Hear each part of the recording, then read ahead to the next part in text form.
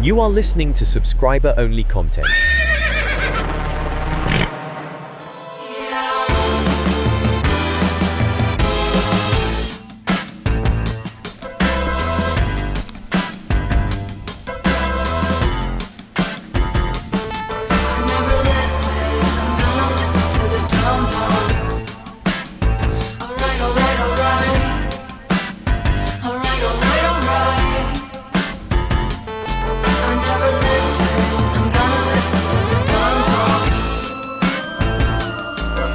We made it to Friday, fellas. How do we do it?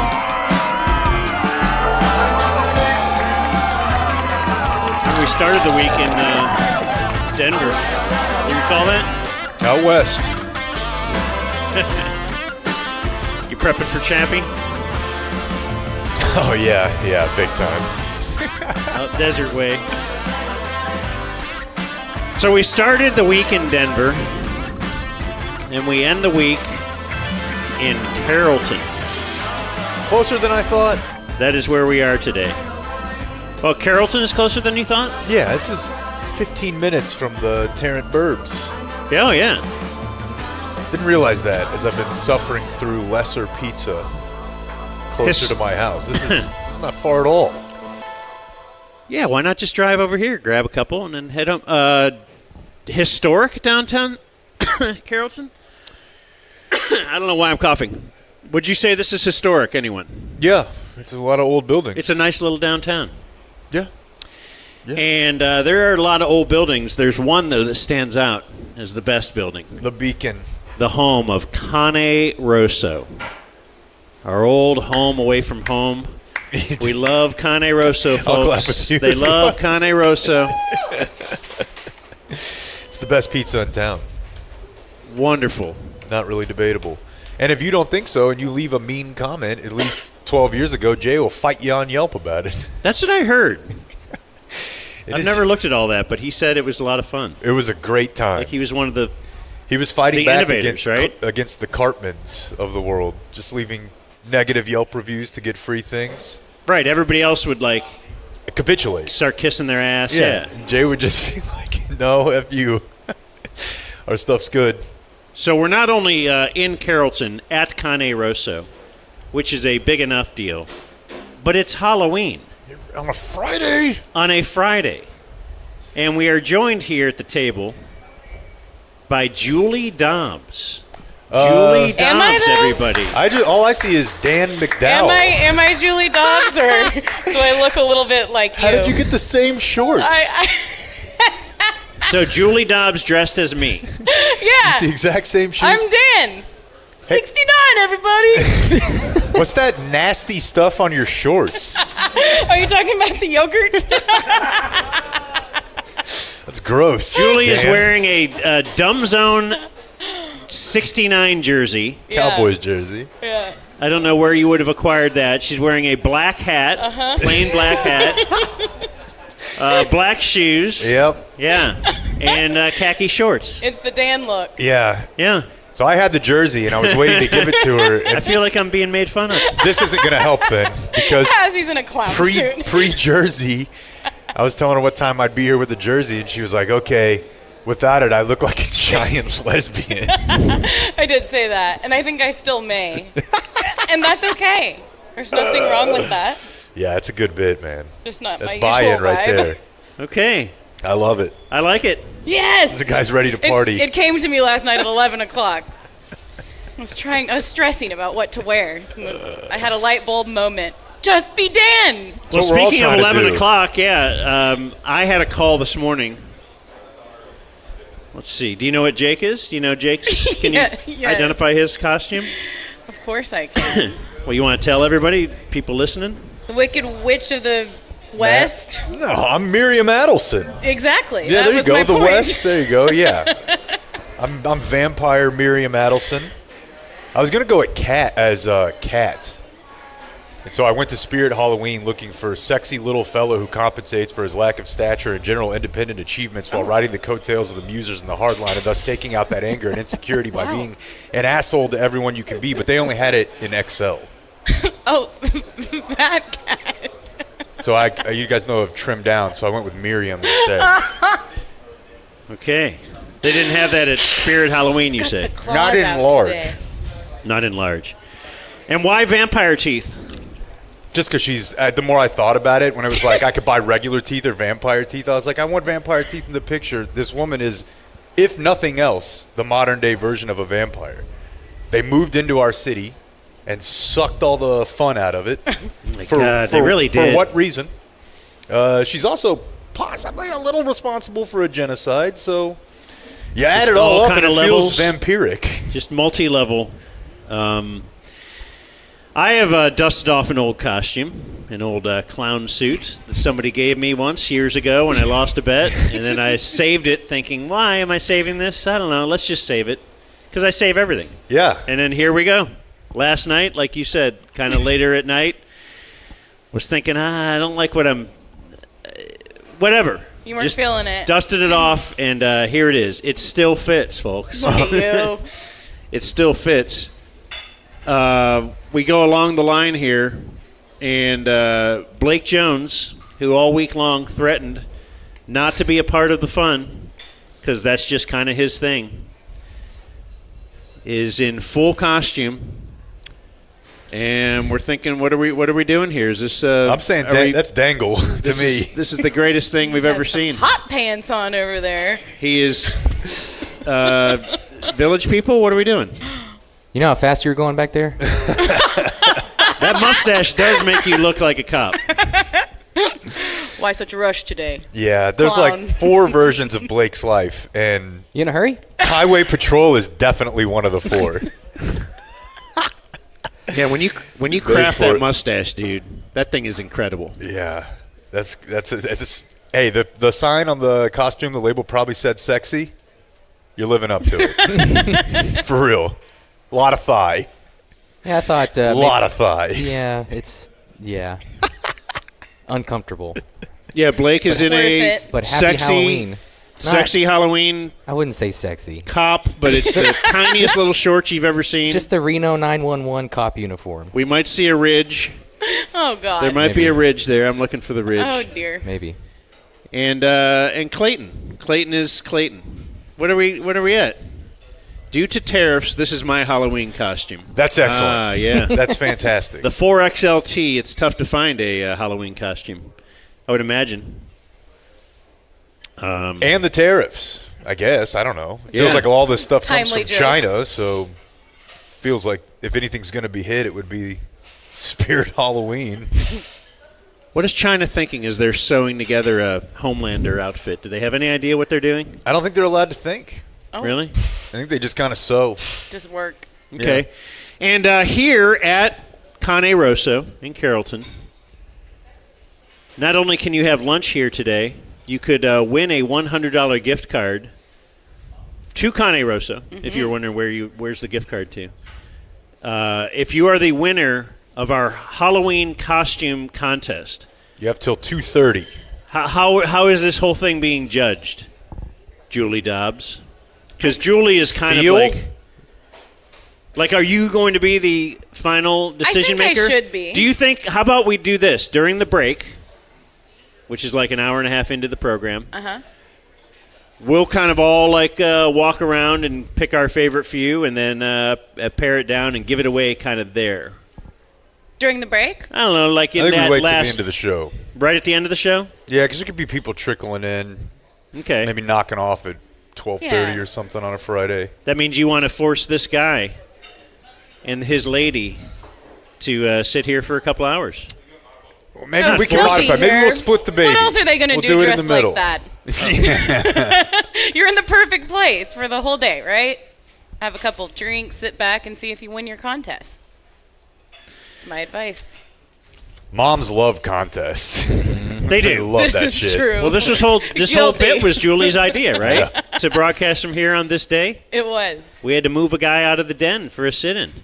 Yeah, I was excited to get an opportunity to dress up again. I know you I were. kind of left it alone once the kids started needing me to group up. Jake yeah. called me this morning. I even brought I have a Star of David necklace here. Oh, wow. As I told you guys. Where'd you gotta- find that? Oh my I had gosh. one Okay. that I just kind of keep for good luck. Interesting. That's your Miriam Adelson. You really nailed it, dude. Got a Luka jersey. The X X'd over out. the 77. Yeah. Oh. Thank you. It felt good to put this back on again. I didn't think I'd ever put the Luka back on. There you go. I mean, somehow it makes me feel a little bit better about the Luca situation and I'm here to help. Right? That you're making fun of Yeah. the owner in some way, I guess. Yeah, maybe. like the longer we can just, draw this thing out. So TC is out here today. Jake's idea. So Jake called me at 10:20 this morning. And I live about 25 minutes, 30 minutes away from here. So I was going to try to be here like by 11. You saw that I didn't get here till 11:10 because Jake said, "Hey, I got a costume idea. Can you go find a coat?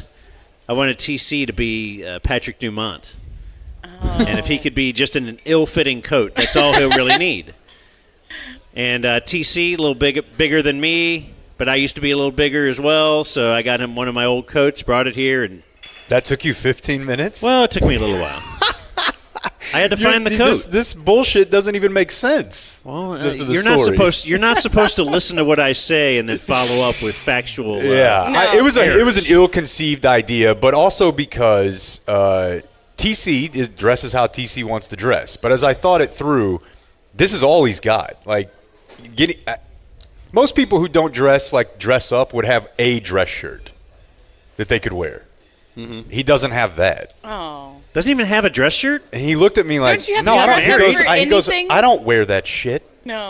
And that's kind of Neither like. do I, but I have it all hanging in my closet. And I was going to say that, but I didn't. But like I don't wear this clown uniform usually. But It seemed like a good idea, and I should have just left it dead in the water. I'm sorry that I paid you late. I think that's a great idea. You could still Yeah. pull it off, just the top half. I think he has For messed some up. pics? His tooth looks funny to me, right? Doesn't he have funny tooth? There's something there that just makes him look a little extra dorky. Dumont? He looks like Yeah. it nicked him, as Shane Yeah. would say. You know, Yeah. there's a little, Oh, yeah, he's got a gap in the middle. there's something chromosomal. And I'll tell you what, the whole Luca thing is him. What are we doing? I don't know. Well, he's wearing a Luca thing. He's Miriam Adelson. You're talking about Dumont. I just want to say I think our anger is directed at Nico Harrison. And there are a lot of people, and I've said this too, if you just fire Nico and apologize to the city of Dallas, I think it that was would... Nico's idea. Was it? 100%. I don't know. 100%. Did you read that book? He hated him. I know, but he Dumont flat also out was hated him? about to have to pay him like Yeah, no, that was a selling point in Nico $250 convincing. million and... That was part of the the sell job from Nico. Was like, look, this guy's already kind of a problem. Do you really want to be paying him? This is what we're looking at next year, making him the highest paid ever.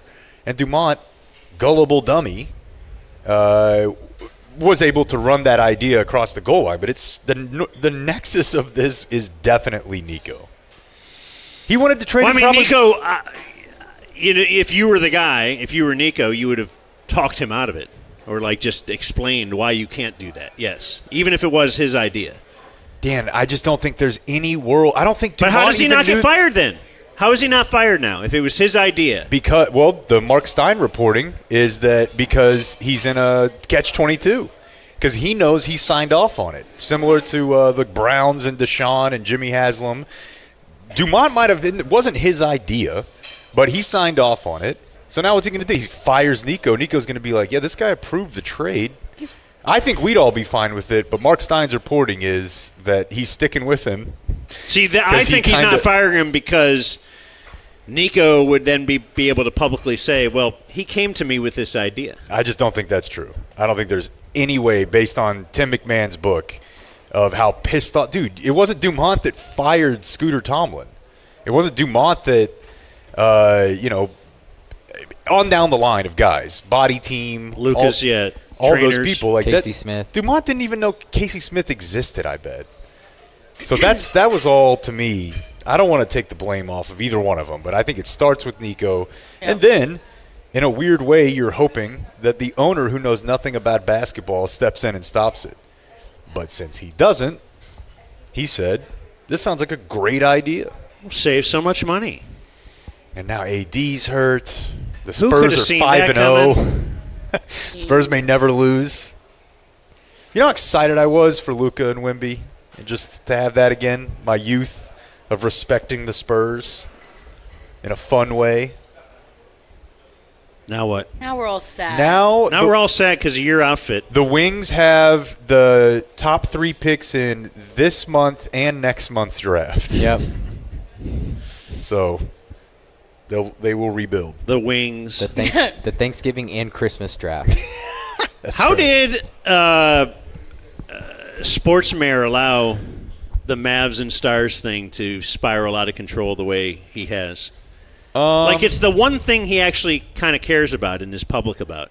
Yeah. Is sports in Dallas. And we're going to now lose all the teams. The Wings are going to be the only thing left. My guess is he doesn't really have any power. He just likes to talk and say he's a puppet. Yeah. Figurehead. He's a puppet for the business elite in the city. Now, how they don't keep it there, I don't know. But he can't do anything. And, Philip told us yesterday, ask anybody, and they would have told you that both those teams have been a thorn in the city's side since they built that arena. As far as what? Just as far as requests and, again, demands, like that somebody's getting nominated for city manager, and they're going to call her and say, we need you to guarantee you're going to do improvements to this arena if you want us to. I mean, I know it's just how politics are, but they both complain a lot. But it works. Yeah, no, and that's why they'll end up leaving the city. That's why the Cowboys left the city, right? And look how great the libraries are and how well paid all the teachers are in the city of Dallas because that they're not going to pay for these big stadiums. Sad. Remember when we had sports in Dallas? I kind of do, man. It's like a year ago. I'm already mentally preparing for that. Today's Like, as if it wasn't bad enough. Now the Mavs and the Stars are fighting each other. We don't even have Like, you. it's a now joke at what this are we gonna point. do The Monday city night for is the a game? joke. We can't even watch YouTube TV, ESPN, Jeez. ABC anymore. that's a sports topic if you want to call it sports. We will need to make sure you have ESPN Plus. I do. I guess we could just use my account, but Well, I have the yeah, I like bundle, yeah, Hulu, Disney, ESPN. yeah, I get HBO. So I in guess there, that too. means yeah, I'm getting you're it. double paying for ESPN, so this is not a big deal. But for some people, first Monday night Cowboy game of the year is the weekend it goes black. Yeah, so Perfect. YouTube TV. I can't watch the Daybreak this morning. My 5 a.m. WFAA. It was not on there. So this apparently is Disney has pulled, they're still just negotiating. But I guess this is a negotiating tool that they said they would pull it by November 1st, right? If we're not moving further on our negotiations, and that is what they're saying.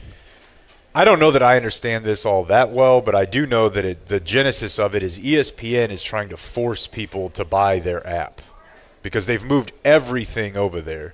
And so they want you to have to buy the app. So this is the way that they're going to do it by if we just take it off of the other outlet. Right. Although So- it is on Hulu. And so you wonder how much of this is YouTube TV is the number one streaming provider. Hulu is number 2. Yeah. Hulu. Just let Say it it go. Is it 3 funny times. to say? Let Yeah, it 3 go. times, maybe Hulu. 5. Don't Yeah. get distracted. Well, how should I say it?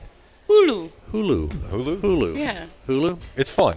it is fun. Anyway, Yeah, so I I hadn't thought of think that. they might be driving people to there too. We'll make this our streaming package because they have everything. Yeah, it seems like they're both just making more. The money they want from YouTube TV is higher. Like they're raising their rates while also trying to force people over to their platform, which now costs more than it ever has. Hulu? No, ESPN. Hulu? ESPN's bundle is it's whatever they're charging now, $30 or $40 a month if you want the whole thing. And I don't know that this is like an indictment of streaming altogether. I saw a lot of people last night you guys hated cable. This is what you get. And I still feel like this is vastly better. Well, I Because never you could hated just cable. Pick the stuff. I did. Why? Because it was insanely expensive. I was in my 20s paying $210 for cable and internet, and I was watching like 3 channels. Right, you would only watch ESPN. Now still I pay way less than that. I pay under $200 for all of it. It's funny seeing you make points in that wig. I could start talking like her if you want. I think you should. Have you heard her talk? Yeah.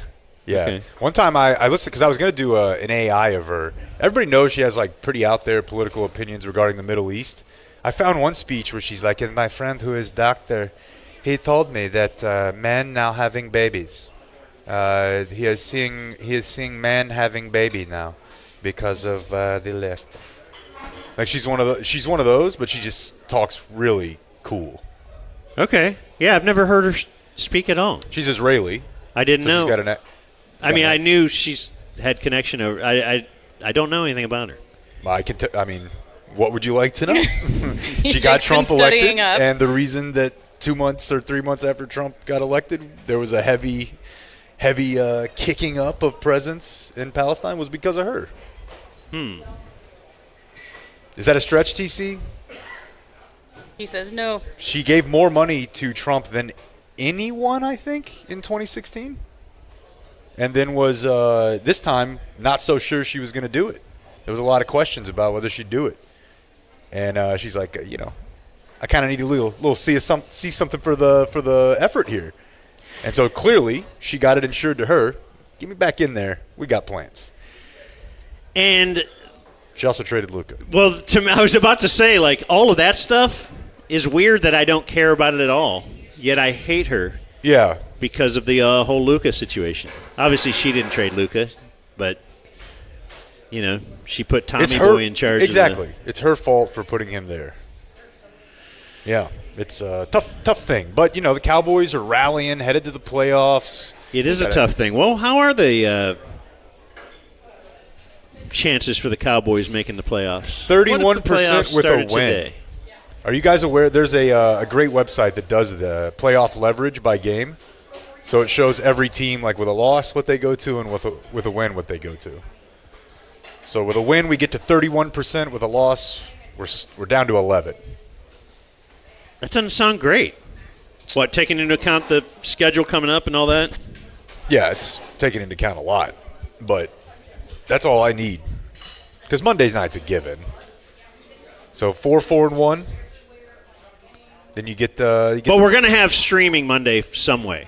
Like, because we're doing a show. We're doing a game. Brought to you by Cane Rosso, the official food provider of what was formerly known as the Cowboys Stream Team, and for the rest of the year will be known as the triumphant push for the playoffs with the Dumb Zone and Cane Rosso. Okay. Because I was thinking if we couldn't watch it, could we just listen to Brad and Babe? Yeah. Yeah. Like, we'll just have a listening party. Can't kill radio. Like, yeah, you just sounds great. We'll put our Like old radio there. We'll just be looking at a radio. But how will you know what's going on in the game? Did you guys see he wanted to know why Jesse Holly capitalizes every word on Twitter? I thought that was funny. I'm enjoying my Brad Sham Twitter experience. Yeah. He's certainly defending the star. He's also he sounds like he's kind of anti-Trump. You should love him. What does that mean? I don't know. I don't know. He's the type of person that makes me want to love Trump. Interesting. A cunt. Whoa. Oh, wow. Okay. Miriam. Is that not what we're calling that sort Miriam. of, that How sort could of you say that? behavior anymore? That kind of behavior? Yeah, like I'm going to go around and tell everybody what they should think about, and why are you capitalizing your words, and why are you being so negative, and why? Isn't that? I don't know that I'd ever use that word to describe that. Is that an apt word? I'm not against it. Like a Karen. She knows that's all that word is code for. That's just the vulgar version of a Karen? Yeah, he's sports Karen. Okay. I was looking at so now we don't have a Sunday game. So do you get a little fired up? You get to actually watch NFL football on Sunday? Or are you coaching a soccer game? I'll do both, but because of rain, darling, I have a game tomorrow, Sunday, and Monday. Wow. Yeah, dude. The last 3 games of the season. Why do we have to force that in? Because of a rain out, and Very also, important. I don't know if this has ever happened to you, but at the start of the season, they gave us 8. Yeah. At the start of the season, they gave us 8 games, and somewhere in the middle of that decided they wanted to have a tournament one of those weekends instead. They're like, hey, sign up if you want to play. We're like, we don't, we just want to play the games we got scheduled. But the upshot is we have a game, 3 days in a row, including right before the stream Monday. Have you streamlined everything, your pregame routine, your got the juice and the bananas or whatever you bring? And That's the mom's job. No, they do that. We do have a snack list, and Doyle King's daughter-in-law is my team manager. Sign up, genius. But I did some wild. The last game, I had gone to Eatsies and gotten special Halloween Oreos, 8 of them, one for each member of the team. That's so cute. And I was like, if you guys ball out in the first half, it's Oreo time at the half. You're learning. All it takes is bribing kids. And they did it, and they were like, they'd never seen cookies so cool as the Eatsies cookies. What if they had not done well? I would have eaten all of them. Okay, in front of them? They just would have cried. As they cry? Yeah. Try harder. Tough love. You should come out. Oh. Come check it out. It's down the street. We have 3 Dan. games right there for you. I'll go to one of the games. You come hang out with Chappy. Do some play-by-play. You come hang out with Chappy. My dad still does the same thing he did when I was in high school. When I was playing games in high school, I would look up in the stands, and my dad would be there, but he would be by himself in the far top corner of the stadium, as far away from the other parents as he can get. I just always assumed that's because he didn't want to talk to my mom. I could see that. But I think he just didn't want to talk to anybody. So now he comes to the game and walks to a distant Lee Harvey Oswald vantage point and just kind of watches through the tree. It's really interesting. Was he ever kicked out when you were growing up in high school games or anything like that? He was kicked out of a youth game once. Yeah. He was kicked off the sideline because there was a kid getting rode out of bounds to our sideline, and when he got to my dad didn't move out of the way. He kind of finished the tackle. I'm like a 10-year-old. That'll get you kicked out. Yeah. My dad was kicked out once. And now that you're an adult, and you're looking back, I'm like, wait a second. Back then, it didn't process it was nothing. I don't know. So maybe now you could do it and get. Now I'm like, wait, why was my dad kicked out of a high school football game?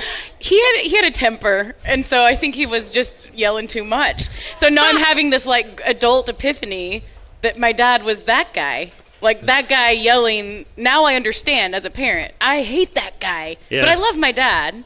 But it's just I'm trying to work through it all. I'm working through these emotions. I'm hoping our generation's a little bit better. Oh, they're I'm not. hoping. Just from Have seeing you not their had parents. That guy yet at your games? I've had a little bit of that lately. Now they yell at the kid refs and everything. Oh my gosh. And I got an email the other day that we will not be sharing on the air. Oh, did you get in trouble? I got a league email. Shut up. Yeah. About you?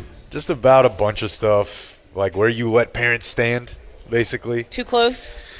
I don't know. It was written it was basically written the same style as the cease and desist that Cumulus sent us. It was 9 paragraphs. Oh my gosh, Jay. And I just replied. But you took this one seriously. Is Cumulus behind this? I didn't read this one as viewer mail. That might be your greatest move of all time. Yeah. When all is said and done. And they mocked it. They brought it up in court. They did. They read this as a piece of viewer mail. Did you not read the? Well, yeah. Oh. But I was looking at the national map for the games we're going to get. Yeah. So we get Chappy's favorite team, the Colts. Indy at Pittsburgh. I see Indy at Pittsburgh is Ian Eagle and J.J. Watt. Maybe we'll do this next week. I have a J.J. Watt rant. That guy sucks. A J.J. Watt rant? And it's because I watch McAfee, and he goes on there. And he just yells about PFF grades, and he's like, they were trying to get him to talk about Aiden Hutchinson's contract. And he's like, McAfee's like, I got 29 total pressures over the last 3 years. And Watt's like, what are pressures? Nobody knows. Oh. I go off sacks. This is all, he just makes it seem like it's nerd stuff to count not raw data when every coach who's been hired in the last 5 years is like, we don't look at sacks. Sacks go up, they go down. We look at pressure rate. But J.J. Watt, worried that his institutional knowledge is being taken from him, is like, no, pressures are for nerds, sacks only. I wonder if did he ever get Defensive Player of the Year in part because of the sack total. pressures? But, no, yeah, exactly. But he was great at all of it. It's just football people don't like. Wait, where's Romo? When people who didn't play talk the game. Which is why the coach from Last Chance U has been yelling at Mina Kimes on Twitter for the last 2 days. Oh. I saw that. There was an argument about, like, watching film or something. Like, wasn't his thing famously, like, I never watch film. I don't do anything. I'm a bit of a savant. Yeah, I just show up and Who says that? come up with a game plan. A guy who's about to get fired. Yeah. Where's Romo? Go late. Oh, the late game. I'm sorry, Nance and Romo. You know where he is. On Kansas City, Buffalo. I forgot. It's going to be so great. This was great. the early game. All right. When you get old, for my my youth in football, and for people who are a little bit older than me, they get to think of the Cowboys and the Niners, and they hear those tones. They hear Pat Summerall and John Madden. It's like a documentary in real time. And everyone from this era will have maybe I think the greatest rivalry of my lifetime, Chiefs-Bills, narrated by Romo going, here we go, Jim. Patrick, that's funny. You heard his voice. That's when he throws it sidearm. And Nance just non-serious being a gay person. I remember my kid, when we would see a Cowboy game that didn't have Troy on, announcing, would say, "Where's the Cowboys announcer?" Yeah. Because it seemed like Buck and Troy were on every one of those. Yeah. Which made me think, as I'm looking at all these other options this weekend, and by the way, TC, I can watch any one of these games now on my NFL Sunday ticket. He was upset he had to watch the Bears game on his phone last week because I did not have Sunday ticket prior to last week's stream, and now I do. At a greatly discounted rate 8 weeks into the season. I'm sure, and it will. But I can watch all the Bears football. Used. Well, yeah. Well, I'm going to invite TC over so he'll watch the Bears and use my Sunday ticket. Anyway, it's kind of like. Do you know who Tom McCarthy is? Old play-by-play guy? Well, play-by-play guy for sure. He's going to be announcing Chargers at Tennessee with Ross Tucker. I know Ross Tucker. Andrew Catalan. Yeah. With Jason McCourty doing Atlanta, New England. My point is, isn't it kind of cool to be following the Cowboys and you never have to see these people? Yeah, that's known as the Campo era. Kenny Albert and Jonathan Vilma. That would be like the worst you'd ever get. Why don't they call the show Velma? Chris Myers, Mark Schlereth. The best thing that the Cowboys have going right now is that Greg Olson got demoted. And so the Cowboys are a second-tier good team or, interesting team, so we're getting the best guy. Because Brady grinds. There's no doubt TC has seen Spiro Didis before. Right? See, from the game? So, like doing a Chicago game. That's sure. who's on the Chicago at Cincinnati this week. He used to be a big player in Pac-12 After Dark, too, back in the day. Really? A little Friday night fun. By the way, I'm 1-0 on my could-have-been triple plays. I know you like to track that. UTSA and Tulane last night. UTSA was getting like 7 or 4, and they won by 25. So why did you not pull the trigger on that? Because I wanted to pull the trigger on my Tar Heels, who played a night. Boy, that still seems insane. I read an article this morning on The Ringer. Yeah, the dysfunction. Did you see the one about Belichick? Yeah, and what's going on there? And it wasn't a lot of new stuff. That's why I didn't even think we were going to bring it up today. Yeah. It was just kind of a recap of everything, and it was like, oh, my gosh. I can't believe. And then I did think that would be a kind of a good costume, too. Oh, like, in retrospect, I should have been Belichick and and Jordan. Yeah, bring Nora. Somebody like exceedingly young. Yo, listen, let's right now. I mean, the difference between Belichick and Jordan Hudson is almost double, or it's at least considerably more than Nora and you, right? Absolutely. Oh, creepy. Way more. Yeah, you'd have to be like a good 10 years older. Yeah.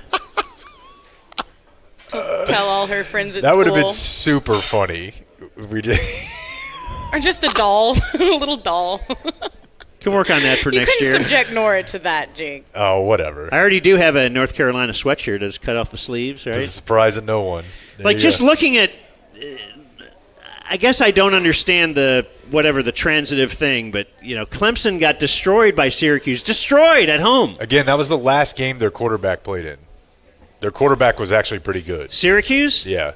Because Syracuse is getting – so they're at home, and you're picking North Carolina, who's just getting destroyed by everybody, except for who'd they have last – they had some kind of a controversial overtime or not overtime or – that's what – Virginia. Oh, yeah. Virginia's been winning a bunch of those BS games. But, yeah, I mean, look, I'm not saying North Carolina's good, but I'm saying if you track the defense, it's getting better. Getting better every week. And that's tonight? Yeah. With Annie Schroff and Andre Ware. Hey, Ben DiNucci is an announcer. What? I know. I didn't know that. I was told that by one of our friends in the announcing game, and I said, does he have any experience or training? And they were like, I don't think so. The second name on these often doesn't need any, right? You're just going to throw him in there for Sam Houston at Louisiana Tech. I know, but you'd like to think some level of, knowing the formatics would be helpful, but maybe not. Maybe not. What about, are you going to watch Rutgers at Illinois? Doubtful. With Paul Burmeister and Jason Garrett on the call? Wow. I know. I did not know that we were getting a regular Garrett like that. And how about this horrible twist of fate? Yep. We have both Mark Jones and Robert Griffin III are going to be doing games this weekend, but it won't be together. Do you think they think about each other? I hope so. I hope it's like one of them. This is like Al Michaels and Chris Collinsworth, right? Yeah. Al and Chris are definitely thinking about each other as their current respective partner says some inane thing that they don't care about. Like, Al does not like Kirk Herbstreit. Chris does not like Mike Tirico. Let's just flip him around. Yeah. Can we just do that? You'd like to think RG3 is a fun guy on the call, but he needs Mark Jones there with him. Jason Benetti. Do you think he understands RG3 and what he means? Just every time he talks, the words that he means? Not really. No, I don't. So later on today's program, Chappy will be here. Chappy's coming? I think just coming, just being on the show. He'll be here. He won't be live here. He'll be live on the phone or good. some other thing. Are you guys, is the trick-or-treating thing a big deal for tonight? Seems extra cold.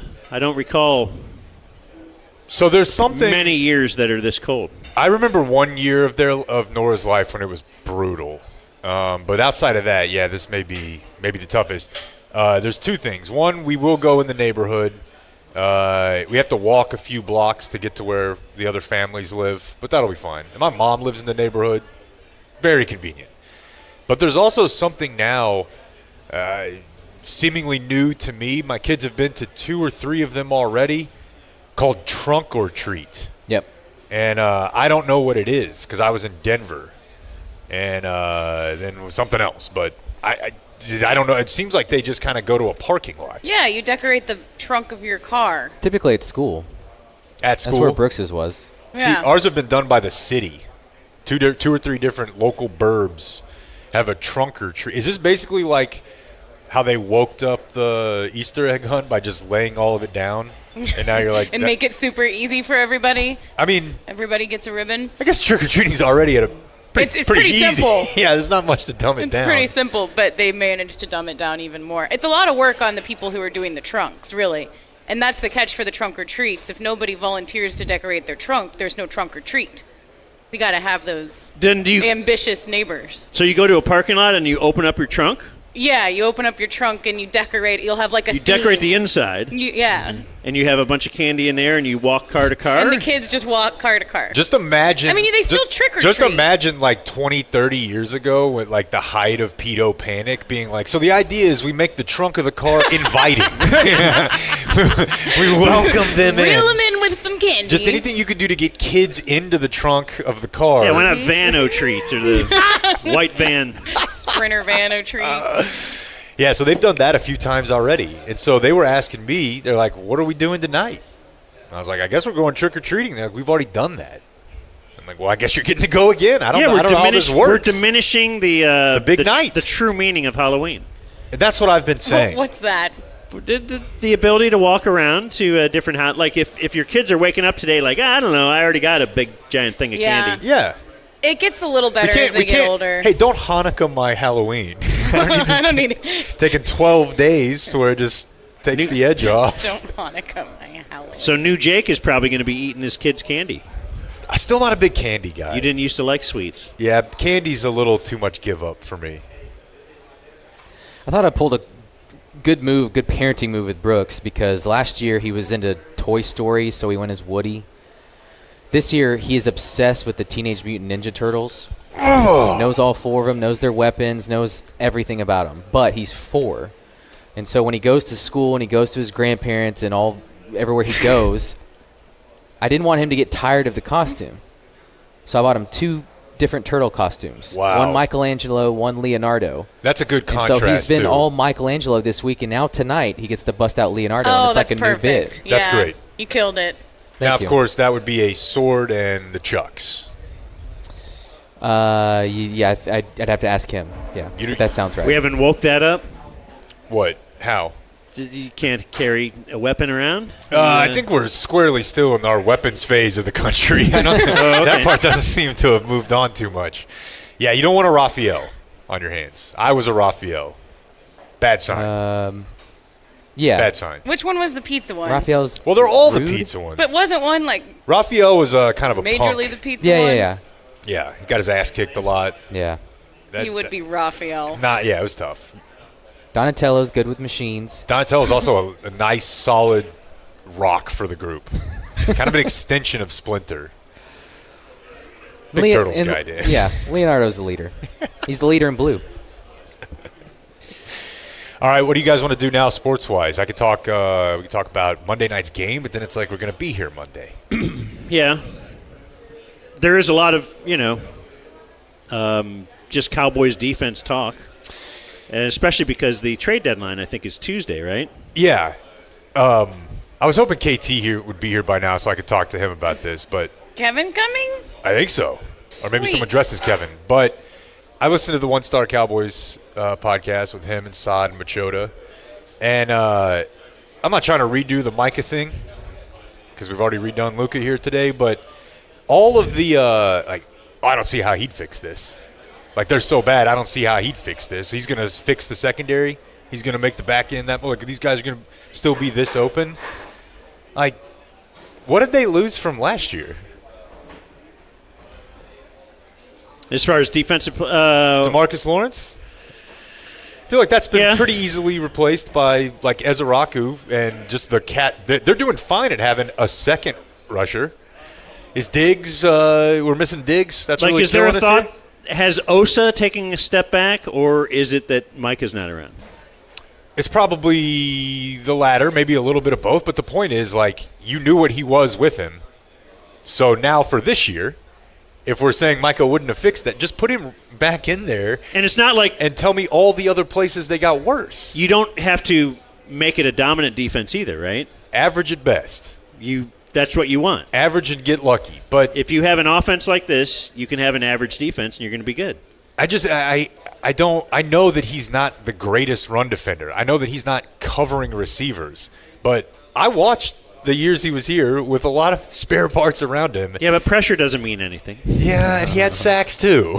Right. You get a little pressure though. Yeah, that you force fumbles. You're behind the sticks. Bad throws. Now all of a sudden these, you're forcing more mistakes like the one Bo Nix made. Half a second difference in making someone throw when they don't want to. Now that's a difference between a guy being open and not open. Right. You got to run to maybe one side of the field more. I know people would say run at him. They would run away from him way more than that. See, it's much with the. I just think that alibis Jerry a little bit to be like, oh, if Micah was here, they're all of a sudden good. I think they would have been fine. No, they're lucky that it's the NFL. Because there's so many players, and you can kind of always do this. You can always have a great player and still be bad. Like in the NBA, you can't. Right. So you can't hide from it.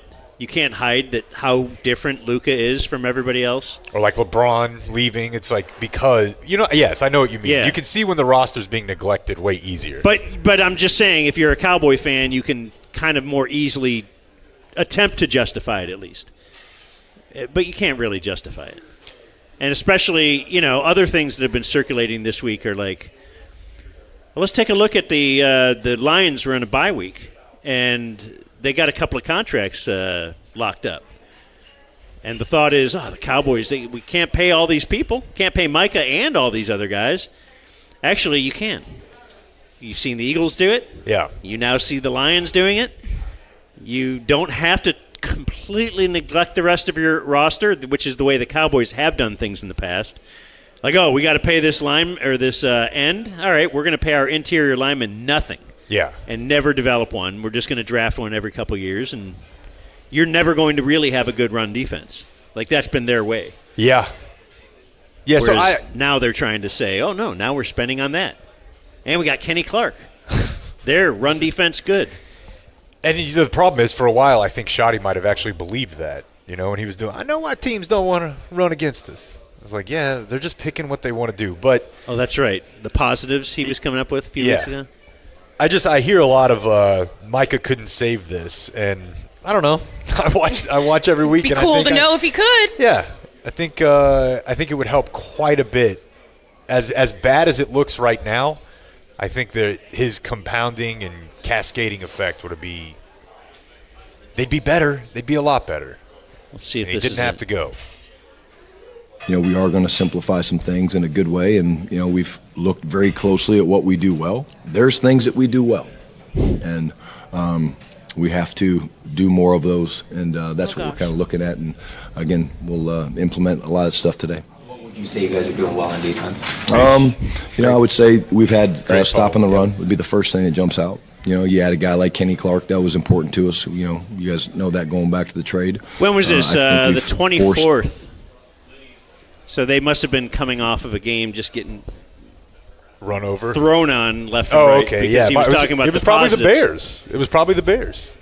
Yeah, they didn't run the ball well on us, did they? No, they just threw for a zillion yards Stop the anytime run. they wanted. Stop the run. Yeah. We've done a lot of things well. Or no, there are some things we've done well, so we need to do better at those things. Or whatever he said was the vaguest thing I've ever heard. Yeah. So will they make a trade? I actually think, should they make a trade? Well, the question would be, should their thoughts on doing it change if they get the result of Monday night's game positive? It shouldn't change at all, but I 100% think it will. Like, if they play well in that game, that will convince Jerry, hey, we're right here. It's 4-4-1 at the bye. Got everything in front of us, Overshown coming back. Well, I was just thinking the opposite. Like, if they play well in the game, like, look, we're fine. Yeah, Why do we need to waste some of these draft picks? We're good. And I just think Jerry wants to be in that mix at the end. He doesn't even care if they make the playoffs necessarily. But the worst thing is that they're not in it in week 16, 17, and 18. Mm-hmm. And if they can make a small trade that'll make that more likely, I think they will. I don't think they'll move on from a first. Although Max Crosby obviously would be awesome. It would be very cool to have that guy here. All reports seem to indicate that's not going to happen at all. Doesn't. From the Raiders side. Yeah. So I think it'll be a marginal move. Who's is it Hendrickson? Yeah, and that sucks because it's a rental. Yeah. But, they'll also probably try to push the Overshown coming back. That's like a trade. Oh, gosh. I thought I read Overshown left practice with the little. He did. With the medical team. But he's not supposed to be back for another, it's the Raider game is 18 days from now. I know, and that's part of the problem with today's media too, right? Is because when he first entered what is it, the window that you're allowed to start practicing again? Yeah. And that's a 3-week ramp up. But they kind of hung a mission accomplished banner when he went out and he's doing a bunch of interviews, national interviews and stuff. And it's like, this guy's great. Cowboys are going to be great. Like, well, let's slow down. Let's not get too horny. Let's look at Winston Wolfe. Listen to what he says. Just before we start getting too excited about Overshown coming back. How do we not know what happened to Trayvon? Still? How is that possible?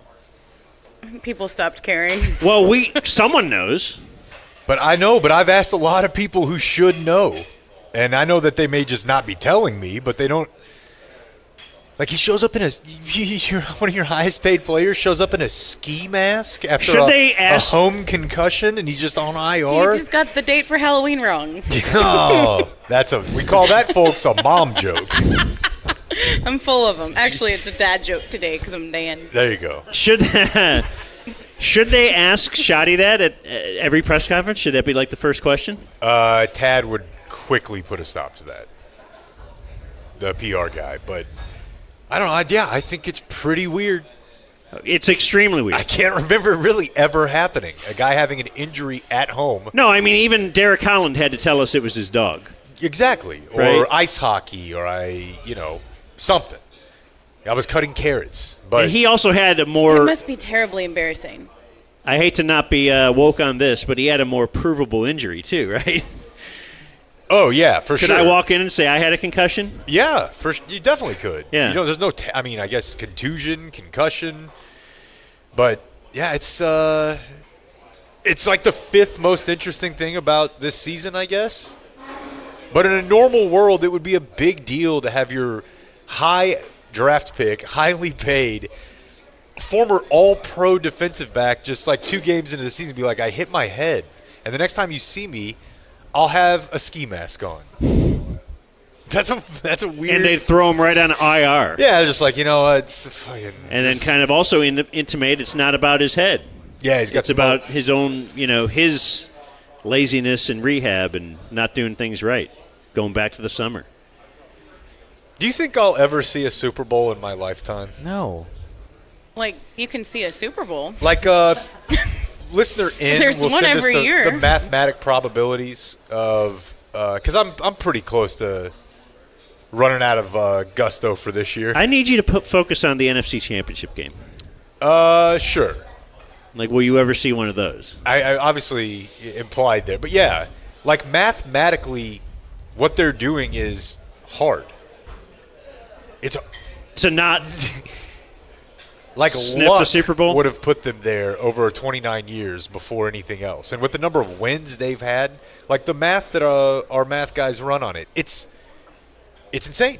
Like they've won the lottery of losing. Is it who's the longest now? The Browns? For conference? No, yeah. For even conference championship. Obviously the Browns never been to the Super Bowl. But it's got to be like the Browns and the Cowboys, right? When was the Dolphins? Probably the Browns, Cowboys, Dolphins. Yeah. To be in the championship game. Because it was Washington and Detroit with the Cowboys in the NFC, and they've now the last couple of years been there. Yeah. I don't know, I just sometimes I wonder if this is just the curse that I'll just go 60 years of watching football and never see a team in a 32-team league in the Final Four. Just have to adopt somebody else, Jake. What were you talking about before that you said, Julie? I thought, your dad being a yeller at games, got kicked out of a game. You didn't know that's not a good guy until... Yeah, kind of. I didn't say those words, but right, yeah. but it makes me think of the other way of looking at that, too, or something. Remember I used to tell you, like, the guy that starts the wave, I thought that was, like, the coolest thing ever. Yeah. And I hope to one day have the confidence to do that and be able to start a wave. And then you grow up and you're like, you don't want that guy. You do not want to sit anywhere near that guy. And then the guy along those same lines, when I was a kid, I thought it would be really cool to go on a road trip and go to every major league stadium in 30 days or whatever. Kind of can't believe you didn't do that in your 20s or something. Just acid, a van, like you were still into baseball. Maybe at least start it and get to 12 or something. Yeah. Well, I used to count them. Yeah. And I knew that it wasn't I had like been a to goal. Right, but the story of the guy doing it in a certain amount of time. And then I have a story from a guy that I would have thought was cool when I was a kid. These are good. A man from Virginia who said he has ridden every single roller coaster in the U.S. 1,069 roller coasters. Nice. Rick Matthews is 39 years old. And he finished in Canton, Texas. Trade days. Eagles. First Monday. Yeah. Home of the biggest roller coasters in the world. Yesterland Farm. Canton, Texas. No one's ever heard of that? No, but that sounds super sketchy. He was on the road Like a trip roller roller coaster coaster that at might break. Yesterland Farm in Canton, Texas. He started this. He says, now this is not in 1 year. It's been since 1997. Oh, look at this. He's a Brit. He moved, Of course. He moved here from England. Why? Just for this? Because it's become a thing in the last, I don't know, there was a couple Brits who did it with baseball. Oh, really? And became, like, social media known for that move. Like, isn't this weird? I'm not from here. Yeah, man. They have roller coasters over there? Where? Probably, right? Beth. Did we invent them? I don't know, but doesn't that just seem like something that's super American? Like, It feels like we would have invented like the they roller probably coaster. have to come here to. I think you guys are take on big this time challenge. sleeping on China. Yeah. Yeah, Japan did, and we stole it. Because they have all the Something good TV stupid stuff. that stupid people love to do. Coney wanna risk Island, my son of life. a bitch. What's that? U.S. of A. There you go. Do you think he got entitled towards the end of like, hey, I need up front. Oh, definitely. He's the upper view guy. Make way. I'm a celeb. Yeah, is he waiting 2 hours, or is he going fast pass? No chance he's waiting He's 2 hours. emailing the Fast amusement park ahead of pass. time saying, here's who I am, here's my deal, I'll need a Yeah. flash Bring me pass, my I need nachos parking. in the queue. Yeah. He's an influencer now. He's a coaster influencer. He said 7 He years wants to ago be he treated as realized such. he's just a big roller coaster fan, obviously, and he would keep track of the places he had been through rcdb.com, rollercoasterdatabase.com. Oh, of course. Yeah. rcdb.com. You subscribe to their newsletter. Let's see what this is. And about 7 years ago, he realized They have a random roller coaster of the day where they give you all the facts Oh about my it. Good gosh. bit. Good bit. Today's the fruit buggy coaster. It's a good bit. he had 100 roller coasters left to ride. After 7 years ago, he was kind of looking on there and like, hey, wait, I've been on all of these. And then say that in a British accent. That's what he said it. I only have Miriam today. Coaster Count Oh gosh. is a German-based website that allows riders to track how many roller coasters they've ridden. And they have verified his claim that he has ridden on all these roller coasters around the world. 2,200 roller coasters around the world in more than 50 countries. I mean, it's kind of like the guy you had that walked around the world.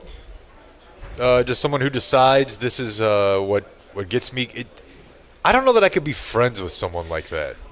Is this, okay, we've talked about people that have too much money and time, right? Is this better than buying a tank? Our too much money guy is Tony Busby. Oh, okay. Yeah, got a for personally, tank, I he's didn't know if you got were doing Miriam still. $100,000 art that's supposedly one of the ladies he took home ruined, remember? Oh, yeah, she was all pilled up. And Like if you have something on your wall, I think, that costs like $500,000 and someone ruins it, then I think that's on you. 100%. Why do you yes, I own agree. something that costs that much? That can be that's ruined just a that picture? easily. Yeah. That's a good question. I guess rocking a hard place, I'd have to take the roller coaster dork. That seems like a better use of time than art, but you could also just like give it to other people. Some of it, right? You know what you could do? Have is sick kids. You could, have sick kids, and then you can get to the front of the line by bringing in your Everybody wins. wheelchair kid. Everybody So I'm wins. giving a wheelchair kid a chance to go to this park. I'm going to pay for it, and we're all going to get on the ride first. I don't mean to mess your whole flow up, but I just looked over at Julie's computer, and she's just looking at a blank picture of the continent of Africa. No, I'm looking at coastercount.com. I just It's looked really over. interesting. How many we got in Africa? There's one coaster in Ghana. 7 in Kenya. all of Ghana. Just You know one. we know how big Ghana is. Well, of course we do. Yeah. 21 There's in got to be Morocco. some sort of innuendo you could do with like gonorrhea and that coaster. Probably. If you really want the big coasters, though, you got to go to Algeria. There's 51. Dude. I don't know. No? I don't know. The Algerian One in fair Botswana. is I'm sure it's lovely. Would we want to book this guy or no? Because I'm reading like his No. quotes. No. I'm a fan of airtime, which is when you get lifted out of your seat as you go over the hills. Oh, hell yeah. He's got a name for it? I'm a fan of I like when it kind of airtime. pulls you side to side as you go through. I'm not a big fan of inversions and going upside down. Oh, yeah, facts. So he quit drinking or something, right? His next goal This is how to he's getting his ride. rush? Yeah, he's going through Or a he gave up breakup. sex. Right, yeah. His next goal is to ride every wooden roller coaster in the world. Jesus, dude, let it go. I have too 19 left to go. 18 of them are in China. Oh, that doesn't make me feel any better. Although, world-class engineering, I would imagine. So, but yeah, that again, like Julie said, maybe stop having sex. If this is what you're going to do as like an incel, this is way better than just commenting on every woman's photo online and calling them a B-word. Just being all horned up with nothing to do with it. Just go ride some coasters and log them on the internet. There's got to be a reason, a backstory here. He quit something. So what is our plan as far as timing? I can't remember. We talked about it before the show, and We could keep going with more sports if you wanted, or we could. Okay. Our plan was to do the news right after a break. okay. But okay. I also thought our buddy Kevin was going to be here to talk ball and do the news, Is- and he's not here. Who's this? I don't know. Do we know? It's not Kevin, is it? I don't think I've been so. trying to decide this whole time. He's laughing. There's someone sitting directly in front of us with a mask that fully obscures their face, and Julie has been staring at. Yeah, I'm looking at the shoes, Several because I sat next to Kevin for Let's, a long time. let's put in that order, though. He's hurt. We can keep talking sports, but can you hand that to Or can I write something down on it? Oh, yeah. Or I'll just watch y'all eat. We should. You could watch us eat, too. Yeah, what else we got? I did have a little bit that I wanted to get into on the. What are you doing? This guy and I we're just laughing. I don't know. Okay, sorry. No, you're fine. Is everybody good down there? Oh, yeah, hop on up there for sure. Why not? What you got? Hit me. He's throwing up a flag for us. What are we talking about? Okay, so let's take a look at this one here. We got a state flag. It says, "In God we trust." Constitution. How many is that? 13. We're not going to do better than we did yesterday. I just like learning about them. Do you want some flag? I'm going to say that's Pennsylvania. What do you think? No. Hit me. Georgia? It's right there. And yet no idea. I actually did want to talk a little bit about the... New England. Well, I don't want to guess. The gambling situations. With... what was it? That was Hawaii? They don't even have a sun or a rainbow? British looking flag was Hawaii? Yeah, my thought was that we go into the gambling stuff a little bit more today. I was following Haralabob and Ethan Strauss's comments on this. Do you think that and also another interesting element of it is I read an article about horse racing. You know that I've predicted the demise of horse racing for some time now. Yeah. That was basically just like it seemed like society and culture and the PETA people it was on the rise there. I somewhat withdrew that take because gambling was taking off so much. And I read this article about the horse racing industry, which is dying. And they're like, we had 100-year start on gambling. And somehow we're the only institution that was not able to figure out how to turn this into like a massive profit stream. They have 5 day horse racing. They have basically the Triple Crown. You get 4 or 5 days out of the year, and the inability to turn that into a year-round gambling thing, when people have always gambled on the ponies, they had a head start. They're losing revenue. It's becoming less popular as gambling becomes more popular. Well, isn't it because people don't really like it? They only liked it to gamble. But now you can gamble on all these other things that it's also fun to watch. Well, at least according to this article, they've done a very poor job of marketing the gambling aspect of it. I mean, you think everybody's watching every game they gamble on? Also, no, but what do you... I think they're not watching most of them. But this is why the NBA thing sucks, too. Why... What do you think about horse racing? gambling? Or Just overall. I just think it. Do you think it's corrupt? Yeah. There you go. No one thinks it's real. Like, you do think baseball's real. You think these guys are going out there trying their hardest to win these games, and then you're able to gamble on that. If you inherently think that something is rigged from the moment it starts, then you can't. It's never going to take off mainstream. That's my theory. Maybe when I say, I don't know that I think of it as rigged. I guess I've never put much thought into it, but it does feel dirty. Yeah, it feels dirty. Even if, I don't know, anyone you know that's really into horse racing, you kind of think they're a little sketchy. Sorry, Norm, but that's the thing. That's the way it is. But that's the thing is that's all that used to exist. Like, as far as I can go do this legally. So they developed the reputation of these are bad guys, these are gamblers, these are right, and degenerates. The word gambling has always been thought of as that's bad. Right. Yeah. Whereas now, ESPN Bet is pushing a product to my phone, right, for me to get free bonuses and sign up, and that doesn't seem that they feel it's dirty at all. And now you have like the number because they make it fun, but it's dirty. It's incredibly dirty. It's bullshit that you can, the way they operate, that if you win on a consistent basis, they just won't let you play anymore. So that's also not real. Like, it's very dirty, and the league shouldn't have gotten in bed with them. They only did it to have more money. Like, they didn't have any money? They weren't able to make ends meet? Well, yeah, they were. I think, they need to make more. Why does Dumont want his own stadium and the Stars want their own stadium? Is it because they're not making money sharing a stadium? They're making a ton of money sharing the stadium.